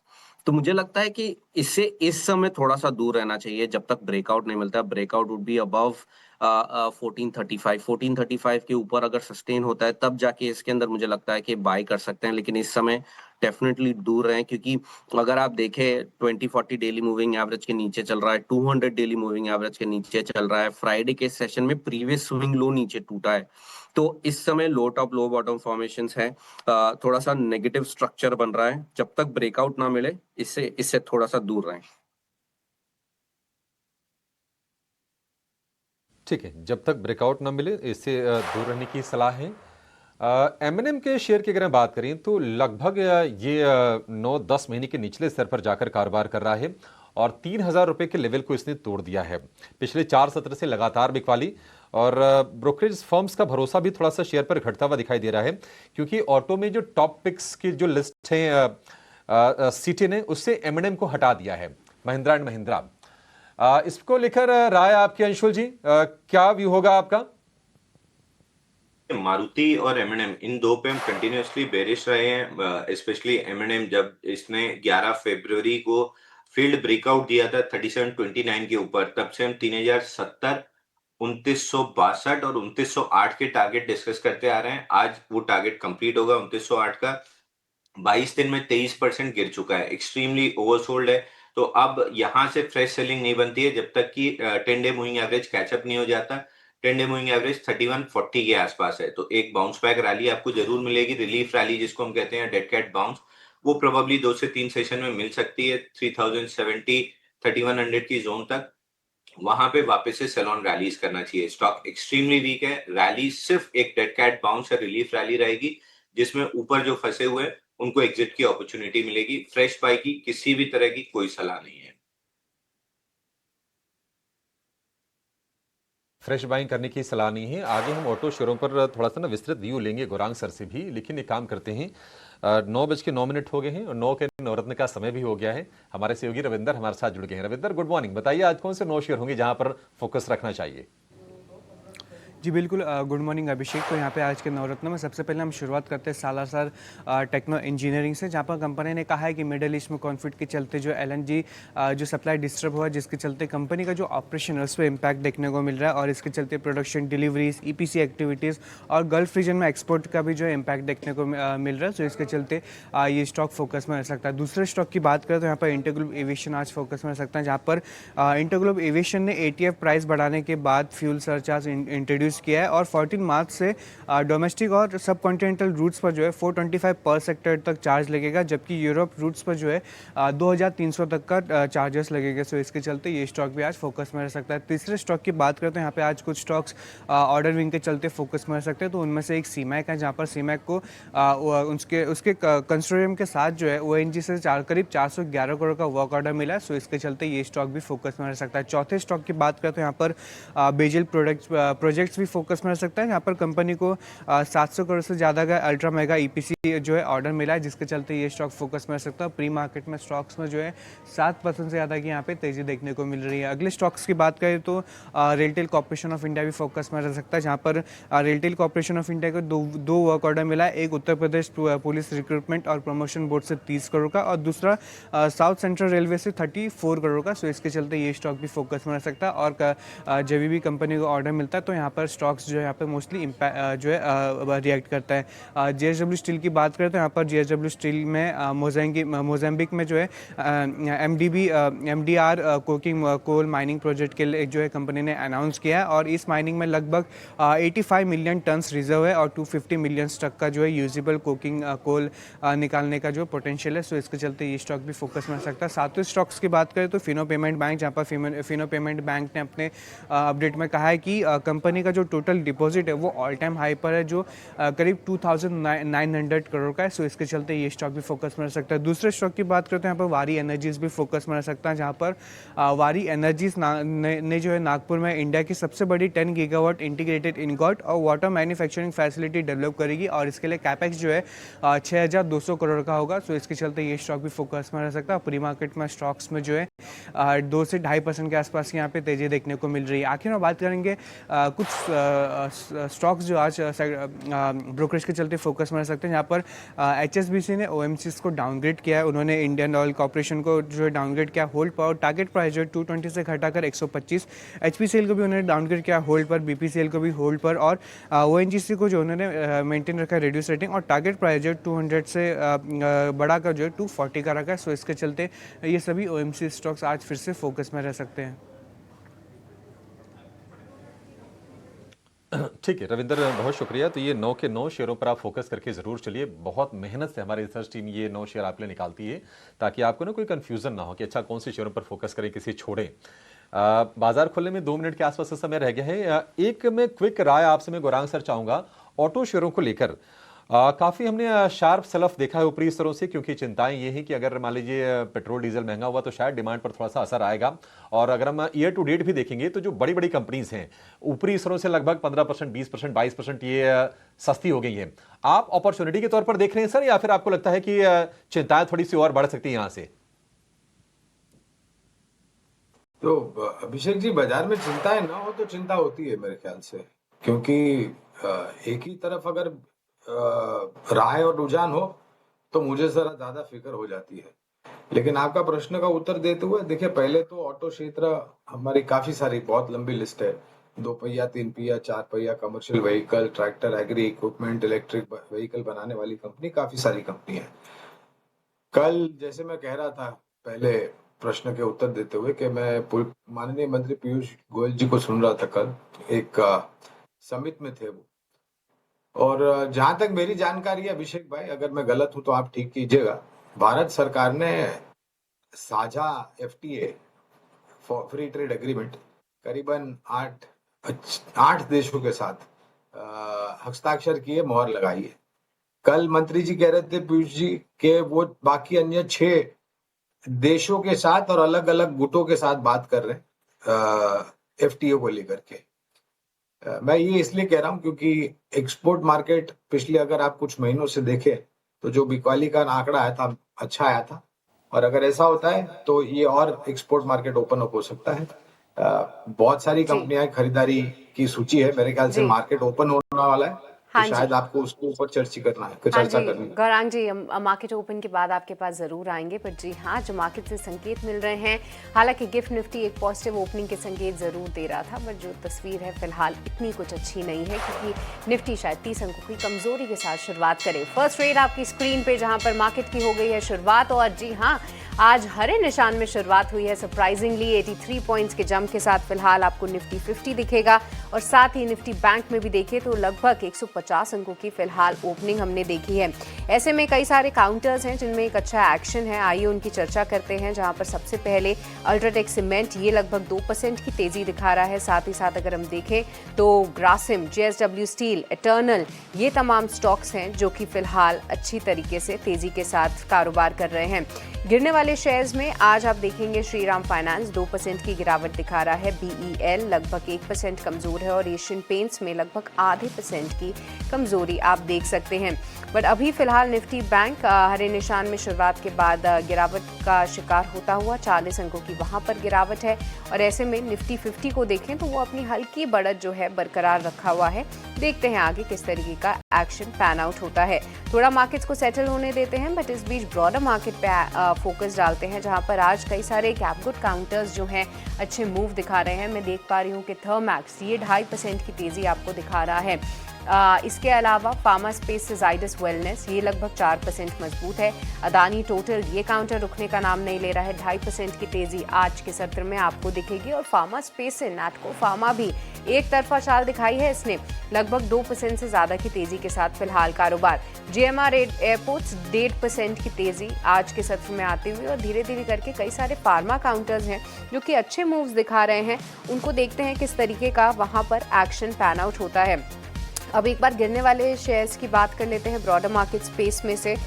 तो जी हाँ, यहाँ पर IDBI बैंक लगभग 11% की गिरावट दिखा रहा है। जो विनिवेश की पूरी खबर चल रही थी, अब उसमें वो टलती हुई नजर आई है।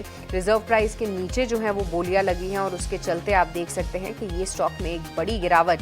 RCF 4% की गिरावट यहाँ पर, और कच्चे तेल में फिर से उबाल से HPCL, BPCL जैसे स्टॉक्स जो हैं वो आज 3 से 4% की गिरावट दिखा रहे हैं। ऐसे में स्टरलाइट टेक मार्केट की कमजोरी के साथ नीचे आता हुआ, हाल फिलहाल इसने बहुत अच्छे मूव्स दिखाए, 3% की कमजोरी वहां पर। इसके अलावा LTTS की बात करें तो सरप्राइजिंगली बहुत बड़े मूव्स इसमें हमने आते हुए देखे थे। फ्राइडे को एकाएक से 11-12% का सर्ज था, और यहाँ पर 3% की कमजोरी आज के सत्र में।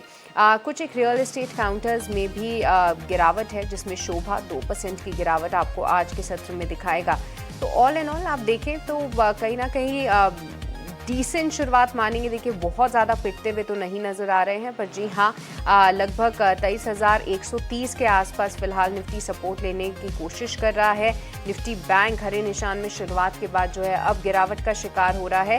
बट एक और इंडेक्स जो है आपको क्लोजली मॉनिटर करना चाहिए, वो है इंडिया विक्स, क्योंकि आज जो है वो 3% कूल ऑफ होते हुए नजर आया है, और ये कहीं ना कहीं मार्केट की चाल आगे कैसे डिफाइन करता है वो देखना सबसे ज़्यादा इम्पॉर्टेंट और साथ ही साथ इंटरेस्टिंग होगा। आज मार्केट की तस्वीर देखें तो कई सारे लार्ज कैप्स हैं, जिसमें अल्ट्राटेक, ग्रासिम, सीमेंट काउंटर्स अच्छा मूव कर रहे हैं। कुछ एक मेटल काउंटर्स जो हैं थोड़ा सा जोश दिखा रहे हैं, जिसमें टाटा स्टील, JSW स्टील जो है अच्छे से ऊपर आ रहे हैं। बट जी हाँ, सेलेक्ट फाइनेंशियल्स में आज थोड़ा सा प्रेशर ज़रूर है, और ऑटो काउंटर्स में फिर से आज गिरावट भरा माहौल है। तो चलिए अब आगे बढ़ते हैं और समझते हैं आज हमारे एक्सपर्ट्स के रडार पे कौन से स्टॉक्स हैं, और चलेंगे उनके ओपनिंग ट्रेड्स लेने।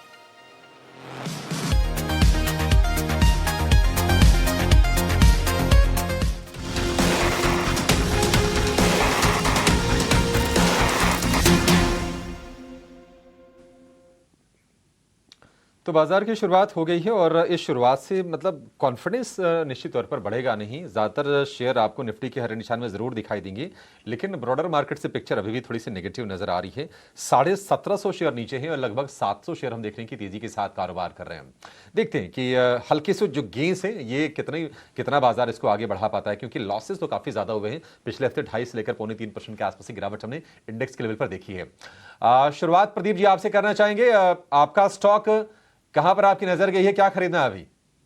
जी देखिए, बाय करने का सलाह रहेगा थर्मैक्स को। करंट जोन से 3,325-27 के आसपास चल रहा है। पहला टारगेट इसमें होना चाहिए 3395, सेकंड टारगेट होगा ऑलमोस्ट 3480, और एक स्टॉप लॉस यहाँ पे 3265 में मेंटेन करके जाना है। एक बाई कॉल और एक सेल कॉल। सेल रहेगा CG पावर को। CG पावर करंट जोन से सेल करके जाना है। पहला टारगेट इसमें 675 आना चाहिए, उसके बाद 655, एक 710 के आसपास का एक स्टॉप लॉस मेंटेन कीजिए, और CG पावर करंट जोन से शॉर्ट करके जाइए। ठीक है, CG पावर को शॉर्ट करने की सलाह है। 3% नीचे आपको ये शेयर दिखाई देगा, मतलब 3% नीचे 3% ऊपर वाले शेयरों को ही चुना है प्रदीप ने। आप दूसरी तरफ अगर आप थर्मेक्स को देखेंगे तो थर्मेक्स में रिलेटिव स्ट्रेंथ है, और उस पर उन्होंने दांव लगाया है 3,485 के टारगेट के लिए। 3,265 रुपए का स्टॉप लॉस होगा, और CG पावर के लिए 655 का होगा टारगेट, 710 रुपए का स्टॉप लॉस ऊपर की तरफ।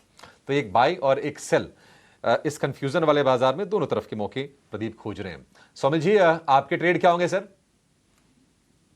मेरे trade on the sell side, मैंने जो स्टॉक चुना है दैट इज बंधन बैंक। मुझे लगता है कि जो बैंकिंग साइड है वो थोड़ी सी करेक्ट हो रही है यहाँ से, खास करके PSU बैंक्स। लेकिन बंधन बैंक में भी very similar, previous swing low नीचे टूटा है, एवरेजेस के नीचे चल रहा है। I would go short on the stock. नीचे में मुझे लगता है कि 200 डेली मूविंग एवरेज तक गिर सकता है, लेकिन in the very short term targets मेरे 166 के होंगे, और स्टॉप लॉस 178 पे रखना है।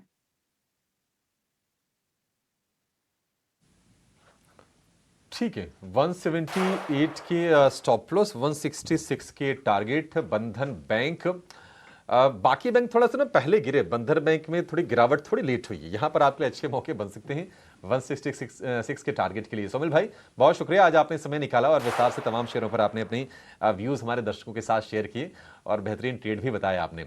लेकिन चलिए एक और मेहमान को शो में शामिल कर लेते हैं। मोतीलाल ओसवाल से शिवांगी साड़ा हमारे साथ जुड़ गई हैं। शिवांगी जी, बहुत शुक्रिया आपका समय देने के लिए। सीधे आपके ट्रेड से शुरुआत कर लेते हैं। बताइए बाजार में क्या आपने स्पॉट किया है, क्या बाय करना है अभी?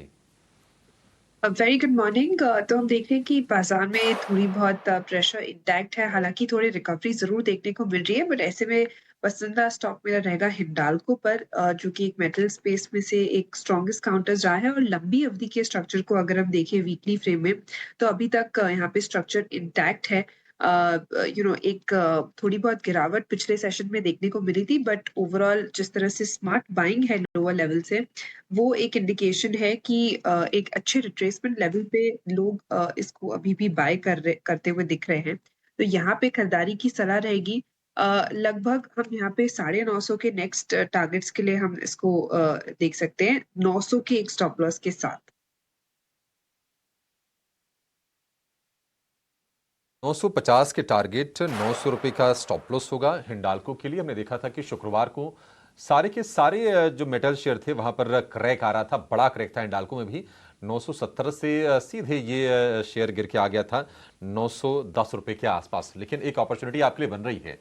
देखिए, एक रब ऑफ इफेक्ट आया था कहीं ना कहीं, जो गैस की, एलएनजी की जो कमी हो रही है, क्योंकि बहुत सारी ऐसी छोटी मोटी स्टील कंपनीज, मेटल कंपनीज हैं जो अपनी एनर्जी रिक्वायरमेंट के लिए गैस पर डिपेंडेंट हैं। और अब ये स्टेट ऑफ हॉर्मुज से 2 जहाज को पास करने की अनुमति मिली है। उम्मीदें बनी है कि 22 और हम जहाज हमारे गल्फ ऑफ पर्शिया में फंसे हैं, क्या उनके लिए भी ईरान से पैसेज इंश्योर करेगा, इस पर हमारी नजर रहने वाली है। लेकिन ये ट्रेड आपके लिए हिंडाल्को, 950 के टारगेट, 900 रुपए का स्टॉप लॉस आपके लिए। अंशुल जी, आपका शेयर कौन सा होगा सर, किस पर दांव लगाएंगे आप? एक अपडेट देंगे, रिलेटिव स्ट्रेंथ वाला काउंटर जेवी केमिकल ओपनिंग ट्रेड में अगर आपने लिया है तो 50 रुपए फटाफट प्रॉफिट बन रहा है।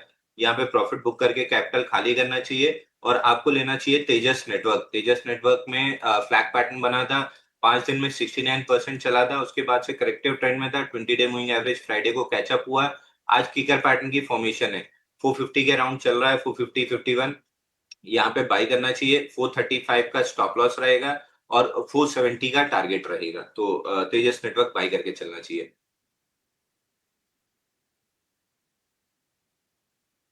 ठीक है, 470 की टारगेट होंगे तेजस नेटवर्क के लिए। 452 रुपए का भाव हम देख रहे हैं और बड़ी तेजी पर शुरुआत की है। अब ये टेलीकॉम इक्विपमेंट मैन्युफैक्चरर हैं, ज़्यादातर उसमें जो कंपनीज हैं काफ़ी छोटी छोटी हैं, स्विंग्स काफ़ी वाइल्ड आते हैं। उसमें से तेजस भी एक नाम है, 7% की तेजी हो चुकी है।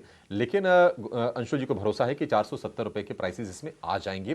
435 रुपए का आपको स्टॉप लॉस लगा के चलना है। एक कंपनी आपसे मैं राय लेना चाहूंगा गौरांग सर, ये कूलिंग सेगमेंट, गर्मियों वाला फ्लेवर, वरुण बेवरेजेस, पेप्सिको की बॉटलर, 52 वीक लो से हम देख रहे हैं कि रिकवर करने की कोशिश कर रही है। अब गर्मियों की शुरुआत हो गई है, कहीं ना कहीं हल्के फुल्के हीट वेव भी फील की जा रही है दिन के दौरान अगर हम बाहर निकल रहे हैं तो। लेकिन सर प्रॉब्लम यह है कि कैंपा ने काफी जबरदस्त तरीके से मार्केट पकड़ा हुआ है। मैं थोड़ा चैनल चेक भी कर रहा था, एक तो उनकी प्राइसिंग काफी अग्रेसिव है और जो रिटेल के लिए जो इंसेंटिव है वो काफी ज्यादा दे रहे हैं। आपको लगता है कि वरुण बेवरेजेस के लिए चैलेंज है या फिर एक आकर्षक लेवल पर शेयर मिल रहा है, एक्युमुलेट करना चाहिए? एज ए डिस्क्लोजर निवेश बनाने की राय है, निवेश बना करके चले, ये राय है हमारी वरुण बेवरेजेस पर। और अगर नहीं है तो ये जो आप बता रहे थे कि अपने जीवन के निश्चित स्तर से थोड़ा बहुत ऊपर उभरा है, तो यानी कि करेक्शन काफी आ चुका है। अगर आपको निवेश लायक रणनीति बनानी है तो आप बना सकते हैं लंबी अवधि के लिए। और तीसरी वास्तविकता ये भी है कि इसकी तुलना करने के लिए कोई और दूसरी प्रतिस्पर्धा में कंपनी लिस्टेड नहीं है जहां तक मेरी जानकारी है। और एक और वास्तविकता है कि रिलायंस ग्रुप के तरफ से जब कभी भी कोई प्रोडक्ट आता है तो प्रतिस्पर्धा कंपनियों को बहुत बड़ा हर्जाना भरना पड़ता है। आप जैसे बता रहे थे कि डिस्काउंटिंग और इंसेंटिव्स वगैरह बहुत बड़ी मात्रा में देते हो और एडवर्टाइजमेंट एंड प्रोमोज भी बखूबी करते हैं, क्योंकि उनके पास उतनी नकदी है खर्च करने के लिए। तो छोटी मध्यम अवधि में क्योंकि अभी अभी सब हुआ है, तो शायद छोटी मध्यम अवधि के कारण ये एक नकारात्मक परिस्थिति है।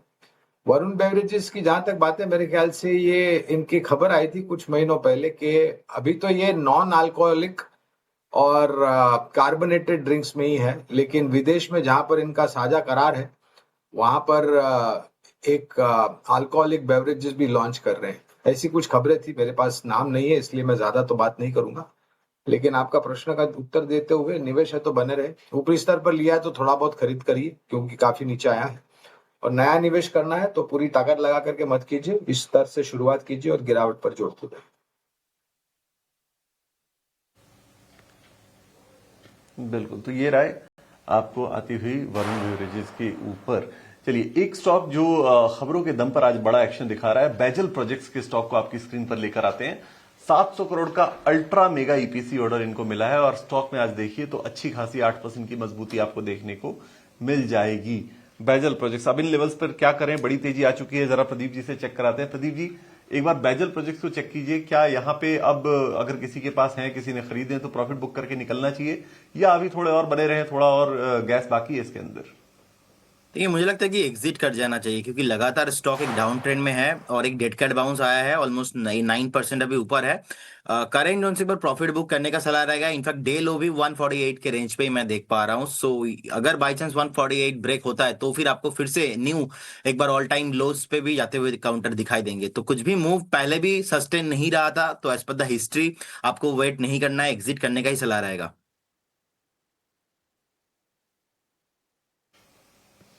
बिल्कुल, तो एग्जिट करने की ही सलाह रहेगी अभी फिलहाल के लिए। एक स्टॉक ट्रांसफॉर्मर्स एंड रेक्टिफायर्स आपकी स्क्रीन पर लेकर आते हैं।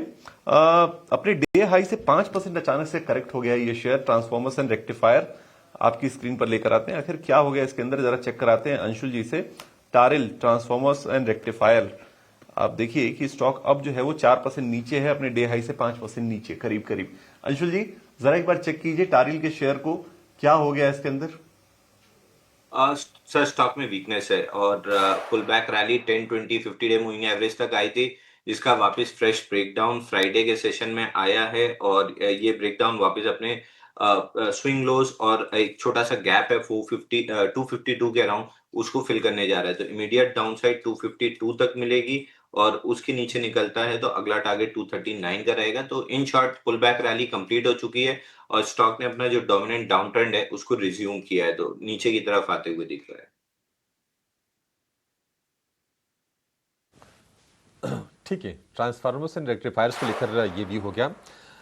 आईडीबीआई बैंक के शेयर को आप देखिए, ये हमने रिसेंटली देखा था कि 110-120 रुपए के रेंज में शेयर गया था और ये उम्मीद जताई जा रही थी कि इस फाइनेंशियल ईयर तक जो विनिवेश की प्रक्रिया उसको पूरी कर ली जाएगी। पहले भी काफ़ी खबरें आती रही हैं, लेकिन अब ये है कि बेस प्राइस से भी कम बोलियां मिली हैं, ऐसी खबरें निकल के आ रही हैं और सरकार ने डिसाइड किया है कि अभी डिसइन्वेस्टमेंट के मोर्चे पर वो आगे नहीं बढ़ेगी आईडीबीआई बैंक में, क्योंकि अब प्राइसिंग सही नहीं मिल पा रही है।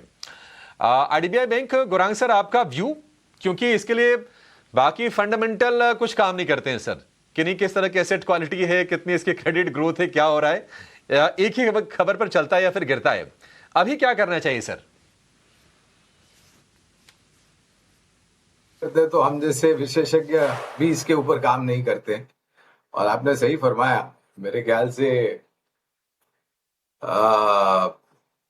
भूतपूर्व स्वर्गीय वित्त मंत्री जी अरुण जेटली जी ने इसकी शुरुआत की थी विनिवेश की बात, जब वो वित्त मंत्री थे, और मेरे ख्याल से पहले या दूसरे बजट में ये बातें करी थी माननीय अरुण जेटली जी ने आईडीबीआई बैंक के विनिवेश को लेकर के।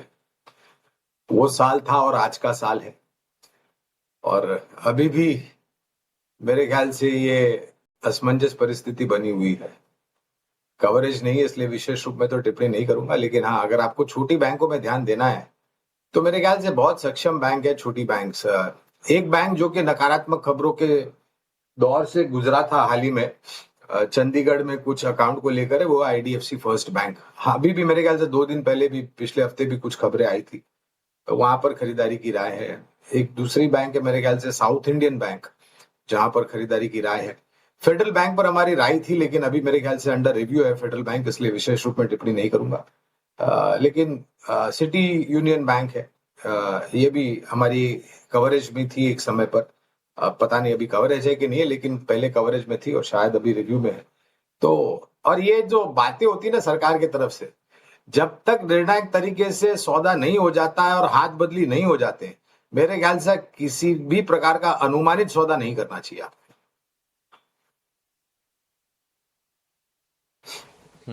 नहीं, ठीक है सर, ठीक है आपका व्यू। बाजार देखिए थोड़ा सा लोअर लेवल से मोमेंटम गेन करने की कोशिश कर रहा है और निफ्टी की जो तेजी है 50 अंकों के आसपास की हो गई है। निफ्टी बैंक की बात करें तो निफ्टी बैंक में 180 अंकों के आसपास का उछाल है और इस उछाल के पीछे की वजह यह है कि सबसे बड़े प्राइवेट लेंडर एचडीएफसी बैंक और सबसे बड़ा सरकारी बैंक एसबीआई, दोनों के दोनों शेयरों में इस वक्त आपको तेजी देखने को मिलेगी और तेजी 1% से ज्यादा की है। और यही रीजन है कि निफ्टी बैंक ने निफ्टी के माहौल को भी सुधारने का काम किया है और उसमें एक कह सकते हैं कि एक और कैटलिस्ट है रिलायंस का शेयर। रिलायंस आप देखिए शुरुआत थोड़ी सी नरम हुई थी, लेकिन अब दिन के ऊपरी स्तर पर आपको कारोबार करता हुआ नजर आएगा। हालांकि गेंस जो है वो कैप्ड है, 0.25% ही आपको शेयर ये नजर आएगा। लेकिन आज हम देख रहे हैं कि सीमेंट काउंटर्स में अच्छा खासा जोश है। अल्ट्राटेक सीमेंट हो गया, ग्रासिम हो गया, बाकी भी अगर आप देखेंगे कंपनीज को, एसीसी वगैरह, वहां पर भी आपको तेजी देखने को मिलेगी। राय अंशुल जी आपकी, क्योंकि मैं देखा था कि रिसेंटली तमाम शेयर पिट रहे थे, क्योंकि दिक्कत की बात यह थी कि अगर मान लीजिए कच्चा तेल महंगा होता रहा, उसके बाद अगर डीजल अगर महंगा करना पड़ा, हालांकि जिसकी संभावना रिसेंटली अगर नियर टर्म में देखें तो कम है, लेकिन कहीं ना कहीं सेंटिमेंट वीक हो रहा था क्योंकि इनकी लॉजिस्टिक्स कॉस्ट काफी ज्यादा बढ़ जाती है क्रूड के और डीजल के महंगे होने से। राय आपकी, सीमेंट में कहीं आप कोई वैल्यू बाइंग की सलाह देंगे? ये ग्रासिम अल्ट्राटेक दोनों में काफी अच्छी पिटाई हुई है और एक डेड कैट बाउंस के लिए प्ले किया जा सकता है। ऑफ लेट ग्रासिम में अगर देखेंगे 21 दिन में 14% का करेक्शन है, 10 डे मूविंग एवरेज से बहुत दूर है, तो 10 डे मूविंग एवरेज तक ग्रासिम बाउंस बैक कर सकता है। 2690 के लेवल पे 10 डे मूविंग एवरेज है। वहीं अल्ट्राटेक में भी सिमिलर पैटर्न है, 10 डे मूविंग एवरेज छूटा हुआ है 11,600 रुपए पे, उसको टेस्ट करने के लिए जा सकता है। मूविंग एवरेज मैग्नेट की तरह होता है, बहुत दूर प्राइस उससे नहीं रह सकता और वो भी 10 दिन में 19% गिरावट आई थी अल्ट्राटेक में, तो डेड कैट बाउंस आना लाजमी है। प्रोबेबली 11,357 एक ऑर्डर ब्लॉक है और 11,600 के आसपास 10 डे मूविंग एवरेज है, तो यहां तक अल्ट्राटेक आ सकता है और ग्रासिम भी 10 डे मूविंग एवरेज अपना कैचअप कर सकता है। तो इस बाउंस बैक रैली में यूज करना चाहिए। अगर फ्रेश लॉन्ग करना है तो छोटी क्वांटिटी में फ्रेश लॉन्ग भी किया जा सकता है। ठीक है, छोटी क्वांटिटी में आप फ्रेश लॉन्ग कर सकते हैं। अल्ट्राटेक सीमेंट को लेकर ये व्यू हो गया। एक कंपनी जिसमें ऊपरी स्तरों से हम गिरावट देख रहे हैं वो है हैप्पीएस्ट माइंड्स का। हैप्पीएस्ट माइंड्स ने अपना ग्रोथ का जो गाइडेंस था उसको इंक्रीज किया था, उसके बाद बाजार हमने देखा कि काफी ज्यादा बुलिश हुआ शेयर को लेकर और 400 के ऊपर भी शेयर निकला था, लेकिन वहां से लगातार हम पिछले 3-4 सप्ताह से करेक्शन एक बनते हुए देख रहे हैं हैप्पीएस्ट माइंड्स में। हैप्पीएस्ट माइंड्स को लेकर शिवांगी जी आपका व्यू क्या है? क्या शेयर और नीचे आएगा या फिर आपको लगता है कि एंट्री कर सकते हैं इसमें? जी बिल्कुल, अगर ये स्टॉक की स्ट्रक्चर अगर हम देखें तो हमने देखा है कि पिछले लगभग 3 सालों से ये स्टॉक जो है वेल्थ स्ट्रक्चर ही रहा है एंड ओवरऑल कोई भी छोटे मोटे जो रिकवरी के अटेम्प्ट्स रहे हैं वो सस्टेन नहीं हो पाए हैं। कंटिन्यूस यहाँ पे सेलिंग रही है। ऑफ कोर्स थोड़ी बहुत हमने देखा कि लास्ट वीक मार्केट्स के विपरीत गेन्स में था, बट वापस हम देखें कि सेलिंग प्रेशर इंटेंसिफाई होते हुए दिखी है स्टॉक में। मेरी राय रहेगी कि हम ये स्टॉक को अवॉइड करें as of now. Better momentum वाले स्टॉक्स है जिनको हमें पोर्टफोलियो में ऐड करना चाहिए वेल्थ क्रिएशन के लिए।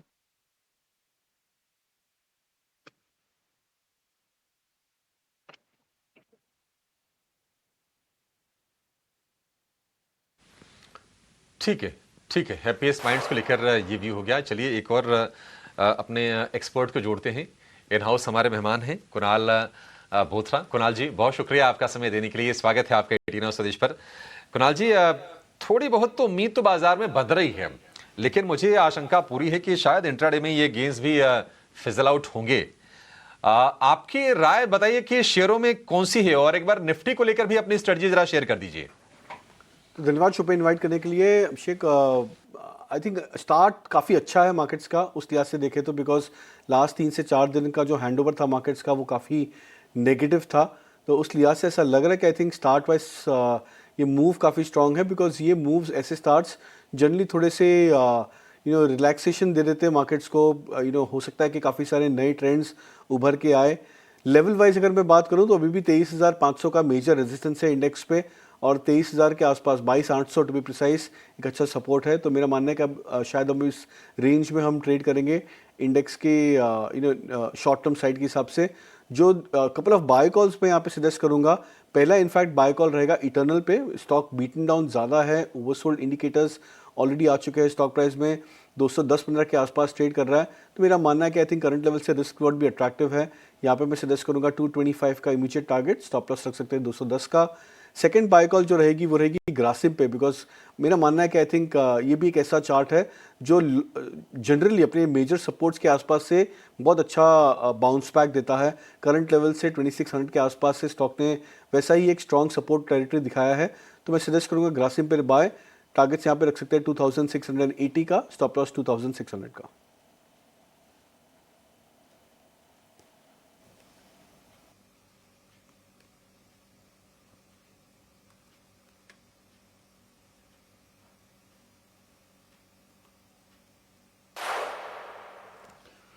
चलिए, तो ये रहा है ग्रासिम के ऊपर आपको मिलती हुई।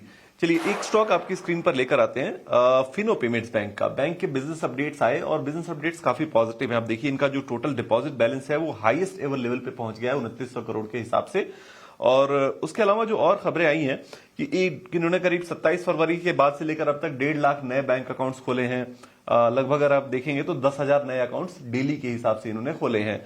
पॉजिटिव खबरें हैं, लेकिन शेयर जो है वो रिएक्ट नहीं कर रहा। शेयर जो है वो नेगेटिव टेरिटरी में अभी ट्रेड कर रहा है। 6% के आसपास की गिरावट आपको फिनो पेमेंट्स बैंक में अभी देखने को मिलेगी। क्या राय होगी अंशुल जी से एक बार जरा चेक करते हैं। अंशुल जी, फिनो पेमेंट्स बैंक जरा देखिए, पॉजिटिव खबरों के बावजूद जो है वो शेयर चला नहीं, इनफैक्ट नेगेटिव चला गया, 6% के आसपास की गिरावट देखने को मिल रही है। सर, ऑल टाइम लो पे है स्टॉक और पिछले 22 हफ्ते में 53% करेक्ट हुआ है। एग्रेसिव सेलिंग देखने के लिए मिल रही है। एकदम अवॉइड के मोड में रहेंगे। बाइंग की कहीं से कोई मतलब बाउंस बैक की डेड कैट बाउंस भी जिसको हम कहते हैं, उसकी भी कोई गुंजाइश नहीं दिख रही है। तो कंप्लीटली अवॉइड मोड में रखेंगे स्टॉक को। कहीं भी अगर आपके पास है और कहीं भी किसी भी तरह की पॉजिटिव न्यूज पे 178 190 की जोन में बाउंस बैक मिलता है तो रिव्यू करना चाहिए। मोस्ट लाइकली वहां पे ओवरहेड सप्लाई टेक ओवर करेगी और एग्जिट की सलाह रहेगी। फिलहाल तो यहाँ पे कुछ भी नहीं करना है। बाउंस बैक अगर मिलता है तो सेल ऑन रैलीज करना चाहिए।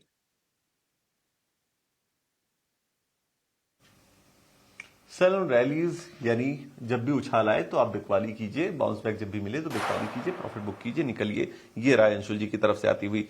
चलिए, एक और स्टॉक पर फोकस करते हैं, रेल टेल। और इसके बहाने ना इनफैक्ट तमाम रेलवे काउंटर्स पर हम राय लेंगे कुणाल जी से। रेल टेल को लेकर खबरें आई, लगातार पिछले दिनों से खबरें आ रही हैं, लगातार ऑर्डर मिल रहे हैं। इस बार भी ऑर्डर उन्हें उत्तर प्रदेश में मिला है एक और ऑर्डर उन्हें साउथ सेंट्रल रेलवे से मिला है, लेकिन स्टॉक चल नहीं रहा। और इसके अलावा तमाम रेलवे काउंटर्स भी इसी तरह के ट्रेंड में दिख रहे हैं। रेलवे काउंटर्स में कमजोरी लगातार बरकरार है। तो कुणाल जी, एक राय रेल टेल के ऊपर और ओवरऑल रेलवे सेक्टर के ऊपर भी आपका नजरिया बताइए। तो ओवरऑल सेक्टर पे तो व्यू अभी भी नेगेटिव है, बेरिश है, बिकॉज ऐसा लग रहा है कि काफ़ी सारे स्टॉक्स जो है वो अभी भी अपने मेजर सपोर्ट से काफ़ी नीचे ट्रेड कर रहे हैं। रेल टेल की भी बात करें तो आई थिंक 325 का एक मेजर स्विंग सपोर्ट था स्टॉक प्राइस में लास्ट 3 महीने से। दिसंबर, जनवरी और फरवरी ये स्टॉक लगभग उस लेवल को होल्ड कर रहा था 325 के आसपास, बट उस लेवल के ब्रेक होने के बाद में एकाएक बहुत स्पीड बन गई है डाउनसाइड में। करेक्शंस काफ़ी शार्प हो गए हैं, 275 के आसपास आ चुका है स्टॉक। तो प्रीवियस सपोर्ट से लगभग स्टॉक करीबन 15% से 18% और करेक्ट कर चुका है। तो ऐसा लग रहा है कि आई थिंक वेव अभी भी डाउन साइड पे है, करेक्टिव साइड में। वॉल्यूम्स नहीं बन रहे। जनरली हम प्रीएम्प्ट जब करते हैं स्टॉक्स का बॉटम बनने के लिए, तब हम देखते हैं कि एक नए फ्रेश बायर्स इन स्टॉक्स में वापस से इन्वेस्ट दिखा रहे हैं या रुचि दिखा रहे हैं, तो वो अभी भी मिसिंग है काफ़ी सारे रेलवे काउंटर्स से। उस लिहाज से भी ऐसा लग रहा है कि शायद इनकी जो रैली है या जो इम्पेंडिंग बाउंस बैक है वो डिले हो सकती है। तो मेरा मानना है कि शॉर्ट टर्म के लिहाज से थोड़ा सा अवॉइड करना चाहिए करंट लेवल्स और करंट चार्ट पैटर्न्स देखकर रेलवे स्टॉक्स को। बिल्कुल, तो रेलवे स्टॉक्स को शॉर्ट टर्म के हिसाब से आप फिलहाल अवॉइड कीजिए। लेकिन जरा नजर डालते हैं पेंट शेयरों पर, और इसलिए डालते हैं कि बर्जर पेंट जो है वो अब गिरावट के साथ अपने 52 वीक लो पर पहुंच गया है। बर्जर पेंट्स, तमाम पेंट शेयरों में गिरावट है। निश्चित तौर पे क्रूड महंगा होने का असर इन कंपनियों पर डायरेक्टली पड़ता है, लेकिन क्या ये गिरावट एक अपॉर्चुनिटी के तौर पे भी देखा जा सकता है? क्योंकि अब थोड़ी थोड़ी चीजें जो है वो ईज आउट होती हुई नजर आ रही हैं। 2 टैंकर्स निकले हैं, बाकी टैंकर्स को लेकर भी बातचीत निश्चित तौर पे चल रही है दोनों सरकारों के बीच में, दोनों देशों के बीच में। तो क्या कुछ यहाँ पे गिरावट खरीदारी का मौका हो सकता है? शिवांगी जी से समझते हैं। शिवांगी, बर्जर पेंट्स पर आपकी राय चाहिए एक तो, और दूसरा ओवरऑल पेंट्स शेयरों पर भी राय बताइए, क्योंकि क्रूड को लेकर जो है वो चिंताएं अब शायद हो सकता है धीरे धीरे कम होती हुई नजर आए। तो क्या ये गिरावट एक मौका हो सकता है? जी बिल्कुल, क्रूड प्राइसेस के राइज की वजह से हमने देखा है कि काफी पेंट स्टॉक्स जो है वो बीटन डाउन हो चुके हैं। एंड अगर हमें सारे स्पेस में देखना है स्टॉक्स, तो एशियन पेंट एक मोस्ट स्टेबल काउंटर है जिस पे हम नजर रख सकते हैं। इस पे हमने देखा है कि सपोर्ट लेवल्स जो है वो पिछले वीक के नहीं टूटते हुए दिखे हैं। एंड ओवरऑल भी हम देख रहे हैं कि ये कंसोलिडेटिव फेज में ये स्टॉक जाने की पूरी तैयारी कर रहा है। तो इफ नॉट अपसाइड, तो हम यहाँ एक्सपेक्ट कर सकते हैं कि ये एक थोड़ी रेंज बाउंड मूवमेंट देगा। ऑफ कोर्स एक पोर्टफोलियो में डाइवर्सिफिकेशन की तरह देखे, बट फ्रेश बाइंग के लिए थोड़ी और इंतजार और सेटअप का एक इम्प्रूव होने का हम वेट कर सकते हैं यहाँ। तो चलिए थोड़ा सा सेटअप और इम्प्रूव होने दे एशियन पेंट्स पर फिलहाल ये राय आती हुई। बट अब जो है फिलहाल कुछ ऑटो काउंटर्स भी अप मूव दिखा रहे हैं। आप देखिए अभी भी कहीं ना कहीं थोड़ा सा प्रेशर ज़रूर है, चाहे वो M&M या फिर मारुति के काउंटर्स रहे, इतनी अच्छी रिकवरी नहीं आई, पर बजाज ऑटो ये काउंटर ऊपर आया है। एक बार इस पर राय लेंगे। अंशुल, कोई व्यू बजाज ऑटो पे? लगभग 0.25% की तेज़ी है, क्या ओवरसोल्ड लग रहा था, उन स्तरों से एक रिकवरी आई है? देखिए, जहाँ पे 4 व्हीलर स्पेस थोड़ा सा वीक दिख रहा है और डाउन साइड ज्यादा दिख रही है, वहीं 2 व्हीलर स्पेस में चूंकि मंथली चार्ट पे 10-20 मंथ मूविंग एवरेज टेस्ट हुआ है, वो भी वर्टिकल ड्रॉप के साथ 10 दिन में 13% बजाज ऑटो गिरा था, आज ओपन लो के साथ चला है। तो एक डेड कैट बाउंस आपको देखने के लिए मिल सकती है टुवर्ड्स ऑर्डर ब्लॉक और 10 डे मूविंग एवरेज, जो कि 9300 के आसपास है। तो 9300 तक की अपसाइड के लिए बजाज ऑटो प्ले किया जा सकता है। परफेक्ट बाउंस बैक प्ले है। 8900 का स्टॉप लॉस ले लीजिए, तो 100 रुपए करीब की रिस्क रहेगी और ऊपर में 300 रुपए आपको मिल सकता है। 1:3 का रिस्क रिवॉर्ड बन रहा है, तो ये एक ट्रेड है जिसको लेना चाहिए। ऑलराइट, तो ये एक ट्रेड है जिसको लेना चाहिए बजाज ऑटो। यहाँ पर नज़र ज़रूर रखेंगे, क्योंकि जी हाँ, 2 व्हीलर्स जो हैं वो 4 व्हीलर्स के मुकाबले जो है थोड़े से ज़्यादा स्ट्रॉन्ग लग रहे हैं। और आप देखिए मार्केट खुलने के बाद ही लगातार एक मोमेंटम इसने पकड़ा है। बट एक और काउंटर है जो कि आज डिसेंट मूव्स दिखा रहा है, वो है वोडाफोन आइडिया। 4% की तेज़ी यहाँ पर। कुणाल, कोई व्यू इस पर्टिकुलर स्टॉक में? थोड़ा न्यूज़ बैक्ड भी है, बट कैसे देख रहे हैं आप इसे? तो ऐसा लग रहा है थी कि शायद न्यूज़ स्पेसिफिक सेलिंग है स्टॉक में। फिलहाल ऐसा मेजर प्राइस पैटर्न नहीं लग रहा है वोडाफोन आइडिया में कि स्टॉक यहाँ से एक मेजर रिवर्सल दे दे। स्टॉक्स अभी भी अपने 50 DMA से नीचे ट्रेड कर रहा है। प्रीवियस सपोर्ट जो था वो करीबन 9.85 के आसपास था, उस लेवल से भी नीचे ट्रेड कर रहा है। तो वेट एंड वॉच रहेगा वोडाफोन आइडिया पे। फिलहाल कोई ट्रेड इनिशिएट नहीं करूँगा। ऑलराइट, चलिए फिलहाल कोई ट्रेड इनिशिएट नहीं करना है वोडाफोन आइडिया, ये पर्टिकुलर काउंटर को भी आप फोकस में रखिए। बट एक और काउंटर है जो कि अच्छे मूव्स दिखा रहा है, वो है लिंडे इंडिया। देखिए हाल फिलहाल जो कि हीलियम गैस को लेकर डिस्ट्रप्शंस हैं, ऐसे में लिंडे इंडिया जो है एक बेनिफिशियरी ज़रूर हो सकता है, क्योंकि ये भी हीलियम गैस में कारोबार करता है और डोमेस्टिक मार्केट में जो है इनका काफ़ी एक्सपोजर है। अब देखिए पिछले 3 महीने, 12 महीने, 6 महीने, इन सभी में जो है इसने पॉजिटिव ही रिटर्न दिए हैं। एक बार प्रदीप, आपका व्यू लिंडे इंडिया पे, कैसे देख रहे हैं आप इसको चार्ट्स पे? और शायद प्रदीप अब हमारे साथ है नहीं। शिवांगी, कोई व्यू इस पर्टिकुलर स्टॉक पे? जी लिंडे का, अगर हम लिंडे इंडिया का स्ट्रक्चर देखें यहाँ पे, तो हमने देखा है कि वीकली बेसिस पे एक अच्छी बॉटमिंग आउट स्ट्रक्चर बनी है। इनफैक्ट पिछले 2 महीनों से यहाँ पे एक अच्छी स्ट्रेंथ बनते हुए दिखी है। तो डेफिनेटली ये एक रडार पे रखने लायक स्टॉक है। नेक्स्ट जो टारगेट्स के लिए ये तैयारी कर रहा है वो राउंड अबाउट 7500 तक के लिए है, तो वहां पे हम नजर रखें। 7050 का एक सपोर्ट है, उसको हमें ध्यान रखना चाहिए as an important base level, और एक ट्रेलिंग स्टॉप लॉसेस के साथ कामकाज करे स्टॉक।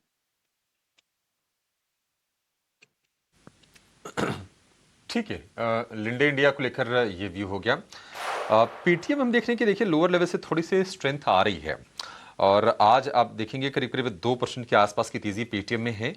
हालांकि शार्प हमने सेल ऑफ देखा है, लगभग सारे के सारे मूविंग एवरेजेस को तोड़ के शेयर ही 1000 रुपए के नीचे चला गया था। क्वार्टर 3 के जो नंबर्स भी आए थे ना, वो भी कमजोर आए थे और उसके बाद ही हमने देखा कि सेंटिमेंट वीक हुआ था पेटीएम में। पेटीएम को लेकर अंशुल जी आपका व्यू, क्या पेटीएम यहां से संभल जाएगा? क्या राय होगी आपकी, क्या करना चाहिए?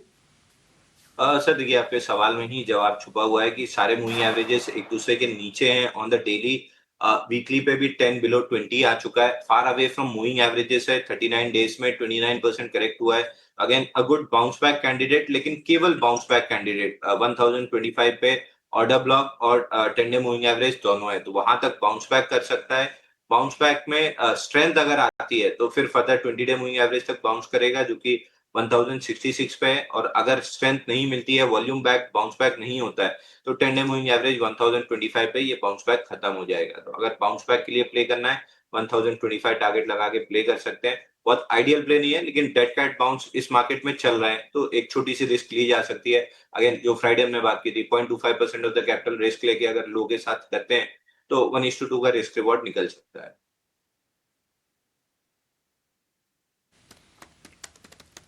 ठीक है, ठीक है। पेटीएम में सिर्फ एक बाउंस बैक ट्रेड लेना है, छोटा ट्रेड आप लीजिएगा। स्टॉप लॉसेस वगैरह का आप इसमें ख्याल रखिएगा।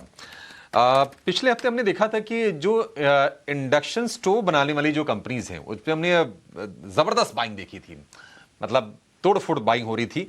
और आज हम देखें कि छोटी छोटी प्रॉफिट टेकिंग आ रही है। आप देखेंगे कि टीटीके प्रेस्टीज हो गया, स्टोव क्राफ्ट या फिर बटरफ्लाई गांधीमती, ये सारे के सारे शेयर आपको नीचे कारोबार करते हुए दिखाई देंगे, लेकिन गिरावट उतनी नहीं है जितने के शेयर ये चले थे। कुणाल जी, आपका व्यू, क्या करना चाहिए? एक बार के लिए एग्जिट ले लें, प्रॉफिट टेकिंग कर लें इनमें से?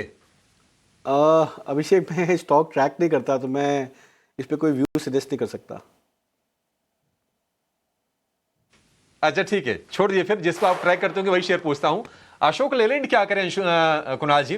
क्योंकि हमने देखा था कि ये शेयर भी जैसे ऑटो शेयर गिरे, ये भी गिर के नीचे आया 170 रुपए के आसपास, और वहां से थोड़ा सपोर्ट लेके बाउंस करने की कोशिश कर रहा है। अशोक लेलैंड चल जाएगा यहां से? तो स्टॉक काफ़ी स्ट्रांग है, बिकॉज अगर हम अशोक लेलैंड की बात करें 2025 के पूरे कैलेंडर ईयर में स्टॉक ने एक दमदार परफॉर्मेंस दिया था। मेरा मानना है कि आई थिंक करीबन 85-95% के आसपास का रिटर्न दिया था। लास्ट 1 मंथ से जो हम देख रहे हैं वो प्रॉफिट बुकिंग वेव है। अब यहाँ पे 2 पॉइंट इंपॉर्टेंट है। हम सेक्टर स्ट्रेंथ देख रहे थे कि मार्च के महीने में कौन से सेक्टर्स है जो सबसे ज़्यादा अंडर परफॉर्मिंग या आउट परफॉर्मिंग है। अपेरेंटली क्या हुआ, फ्राइडे के सेशन के बाद, सेलिंग के बाद में auto stocks one of the weakest sector में आ गए हैं मंथली बेसिस पे। तो ये इंडिकेशन है कि जो सेक्टर का ट्रेंड है वो अभी भी डाउन साइड रह सकता है, because of the weight of selling जो लास्ट हमने 3 हफ्ते में देखी है ऑटो स्टॉक्स में से। और सेकंड इंपॉर्टेंट पॉइंट है लेकिन कि अगर उस पर बाउंस बैक आता है या एक शॉर्ट कवरिंग वेव आता है, तो अशोक लेलैंड जैसा स्टॉक आई थिंक मेरा मानना है कि बहुत अच्छा परफॉर्म कर सकता है रिलेटिवली भी। तो फिलहाल ऑटो स्टॉक्स में मेजर बुलिश नहीं रहूँगा, लार्ज कैप ऑटो स्टॉक्स में, बट हाँ अशोक लेलैंड एक ऐसा एक आउटलायर स्टॉक हो सकता है जिस पे ट्रेडर बेट ले सकते हैं अगर वो शॉर्ट टर्म बाउंस एक्सपेक्ट करे ऑटो स्टॉक्स में। ठीक है, ऑटो स्टॉक्स में एक और शेयर पर नजर जा रही है, वो है भारत फोर्ज का। भारत फोर्ज हमने देखा कि पिछले 5 सत्र में लगभग अगर हम रुपए के लिहाज से बात करें तो 250 रुपए ये शेयर गिरा था। उसके पहले हमने इसमें तेजी देखी थी क्योंकि अमेरिका में क्लास 8 ट्रक वगैरह के ऑर्डर अच्छे निकल के आ रहे थे। अपॉर्चुनिटी अच्छी है क्या आपके हिसाब से शिवांगी जी भारत फोर्ज में? क्या इसमें बाइंग करने की आप सलाह देंगे करंट लेवल्स पर? जी, भारत फोर्ज की अगर हम स्ट्रक्चर को देखें तो अभी भी वीकली फ्रेम में अपने की एक्सपोनेंशियल मूविंग एवरेजेस को इंटैक्ट रखा है स्टॉक ने। इनफैक्ट पिछले 5-6 दिनों के जो lower top lower bottom formation हुए थे वहां से थोड़ी बहुत रिलीफ देखने को मिल रही है। मेरी राय रहेगी कि हम यहाँ पे 1750 का वेट करें, इस लेवल को ध्यान से क्लोजली ट्रैक करें। 1750 के ऊपर अगर ये क्रॉस करता है तो वहां पे एक फ्रेश बाइंग की हम रिकमेंडेशन देंगे नेक्स्ट 1800-1820 तक के लेवल्स के लिए। बट ये लेवल्स को क्रॉस करने दे, वरना थोड़ी बहुत कंसोलिडेशन यहाँ पे हम फेस कर सकते हैं। बिल्कुल, तो ये राय आपको भारत फोर्ज के ऊपर। एक स्टॉक आपकी स्क्रीन पर लेकर आते हैं, आईटीआई का। आईटीआई का शेयर आपकी स्क्रीन पर ले आएंगे, बड़े वॉल्यूम के साथ, बड़ी तेजी के साथ कारोबार आज देखने को मिल रहा है आईटीआई के शेयर में। 11-12% की तेजी अभी देखने को मिल रही है। और एक खबर जो है वो गुरुवार और शुक्रवार को मार्केट में थी, वो ये थी कि पार्लियामेंट्री पैनल ने पावर मिनिस्ट्री से अपील की है कि स्मार्ट मीटर के प्रोजेक्ट को एक्सेलरेट किया जाए, यानी तेजी से एग्जीक्यूशन पर काम किया जाए, स्मार्ट मीटर को ज्यादा से ज्यादा तेजी से लगाया जाए। कहीं ना कहीं हो सकता है इस खबर का इंपैक्ट इस शेयर पर देखने को मिलेगा, क्योंकि ये स्मार्ट एनर्जी मीटर बनाती है ये कंपनी। आप देखिए आज दिन भर में मार्केट कैप में 3000 करोड़ के आसपास का चेंज आपको देखने को मिल गया है। 25,000 करोड़ के आसपास के मार्केट कैप की कंपनी है, 3000 करोड़ मार्केट कैप जो है वो आज ही ऐड हो गया। परफॉर्मेंस के हिसाब से आप देखिए तो 12 महीने में 6% का ही रिटर्न दिया है, यानी एक साल में बहुत अच्छी परफॉर्मर रही नहीं है, बहुत अच्छा वेल्थ क्रिएशन किया नहीं है। लेकिन अब खबर पॉजिटिव है और स्टॉक में रिएक्शन भी देखने को मिल रहा है। एक राय लेते हैं कुणाल जी से। कुणाल जी, आईटीआई के ऊपर कोई व्यू रखते हैं क्या आप? तो मेरा मानना है कि आई थिंक पॉसिबल है कि शायद स्टॉक करंट लेवल से जो ये प्राइस और वॉल्यूम अपटिक दिखा रहा था उसके बाद ऐसा लग रहा है कि आई थिंक ये जो 250-260 का जो जोन है वो एक मेजर सपोर्ट बन सकता है स्टॉक प्राइस के लिए नियर टर्म में। इतने बड़े अपटिक के बाद में बाय इनिशिएट करना थोड़ा डिफिकल्ट है, बट अगर हाँ डिप्स आ जाती है वापस से 260 के आसपास भी अगर एक इंटरडे डिप मिल जाता है तो भी मेरा मानना है कि एक अच्छा बाइंग रेंज बन सकता है आईटीआई के लिए। बिल्कुल, तो ये राय आपको आईटीआई के ऊपर मिलती है। कुणाल जी, इसी के साथ बहुत शुक्रिया, आज आपने समय निकाला और जुड़े, आप तमाम शेयरों पर अपनी राय दी, टॉपिक्स भी आपने सजेस्ट की इसके लिए। चलिए आगे बढ़ते हैं, एक और शेयर आपकी स्क्रीन पर लेकर आते हैं और वो शेयर है एनटीपीसी ग्रीन का। आज देखिए आप तो आज बड़े वॉल्यूम के साथ जो है वो गिरावट देखने को मिल रही है। आप देखिए 1.25 करोड़ के आसपास के वॉल्यूम अभी हो चुके हैं एनटीपीसी ग्रीन के अंदर और गिरावट जो है वो 2.5-3% के आसपास की है। स्टॉक जो है वो अभी भी अपने आईपीओ प्राइस से काफी नीचे ही है। बीच में एक थोड़ा बहुत अपमूव देखने को मिला था, लेकिन आईपीओ प्राइस को अभी भी क्रॉस कर नहीं पाया है एनटीपीसी ग्रीन। आपकी स्क्रीन पर लेकर आते हैं, इस पर हम राय लेंगे अंशुल जी से। अंशुल जी, एनटीपीसी ग्रीन को जरा चेक कीजिए, बड़े वॉल्यूम के साथ गिरावट देखने को मिल रही है, क्या मामला है आखिर? अच्छा देखिए, वीकली का स्विंग हाई था 97.39, उसका फेलियर मिल रहा है। 2 दिन अच्छे वॉल्यूम से चला है, दोनों दिन वॉल्यूम राइज लगभग 2500% के आसपास था, बट स्विंग हाई के पास फेलियर है। तो जब तक स्टॉक 93.95 के ऊपर है, मैं इसको एक रेंज बाउंड एक्शन में पुल बैक मान सकता हूं, बट 93.95 प्रोटेक्ट होना बहुत जरूरी है, क्योंकि अगर ये नहीं प्रोटेक्ट हुआ तो फिर ये जो फील्ड ब्रेकआउट है इसकी लिक्विडेशन स्टार्ट होगी और जो लोज बने हैं 84-85 की जोन वो रिटेस्ट होने आएगी। किसी भी तरह की अगर आपके पास लॉन्ग पोजीशन है तो 93.95 का मैंडेटरी स्टॉप लॉस लगा लीजिए। अगर वो कटता है ऑन द क्लोजिंग बेसिस तो फिर वापस से 84 के टारगेट्स खुलेंगे और ये लेवल होल्ड होता है तो प्रोबेबली 5-7-8 दिन लगेगा इसको कंसोलिडेट करने में और मूविंग एवरेज कैचअप होने में, उसके बाद ही कोई फ्रेश ब्रेकआउट बनेगा। तो दोनों केस में लॉन्ग साइड में फिलहाल पैसे बनाने की कोई अपॉर्चुनिटी है नहीं, बट अगर आपके पास एग्जिस्टिंग लॉन्ग है 93.95 आपका क्लोजिंग बेसिस स्टॉप लॉस होना चाहिए।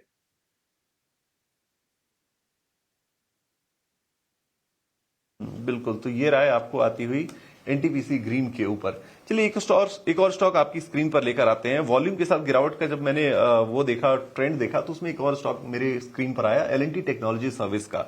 आप देखिए अभी मार्केट खुले हुए मुश्किल से 35-40 मिनट हुए हैं और उसके दौरान ही 3 लाख के वॉल्यूम के साथ बड़ी गिरावट इसके अंदर आपको देखने को मिल गई है। 5% के आसपास की कमजोरी एल&टी टेक्नोलॉजी सर्विस में देखने को मिल रही है 3 लाख के वॉल्यूम के साथ। शिवांगी जी से जरा एक बार चेक कराते हैं एल&टी टेक्नोलॉजी सर्विस। हालांकि आईटी के तमाम शेयर जो है आज हैप्पीएस्ट माइंड भी कमजोर देखने को मिल रहा है, उसमें भी बड़े वॉल्यूम के साथ गिरावट देखने को मिल रही है। क्या राय बनती है शिवांगी जी आपकी? चार्ट देखिए, क्या कमजोरी के चार्ट दिख रहे हैं? क्या यहां से और गिरावट बढ़ेगी? जी बिल्कुल, एलटीटीएस की अगर हम स्ट्रक्चर देखें तो इनफैक्ट पूरे अगर पूरे स्पेस को देखें, अगर हम सेक्टर को देखें तो यहाँ पे काफी एक परसिस्टेंट वीकनेस हमने देखने को मिली है कई साइकिल से। तो यहाँ पे कोई इम्प्रूवमेंट्स के सेंटिमेंट्स जो है वो सस्टेन नहीं होते हुए दिखे हैं और जहाँ पे सेक्टर में स्ट्रेंथ नहीं है वहां मेरी राय रहेगी कि हम थोड़ा वेट एंड वॉच करें, जल्दबाजी ना करें लोअर लेवल्स पे फिश करने का। और दूसरे सेक्टर्स है जिन पे हम फोकस कर सकते हैं फिलहाल, तो उस पे फोकस करें, मोमेंटम वाले स्टॉक्स के साथ रहे ऐसे बाजार।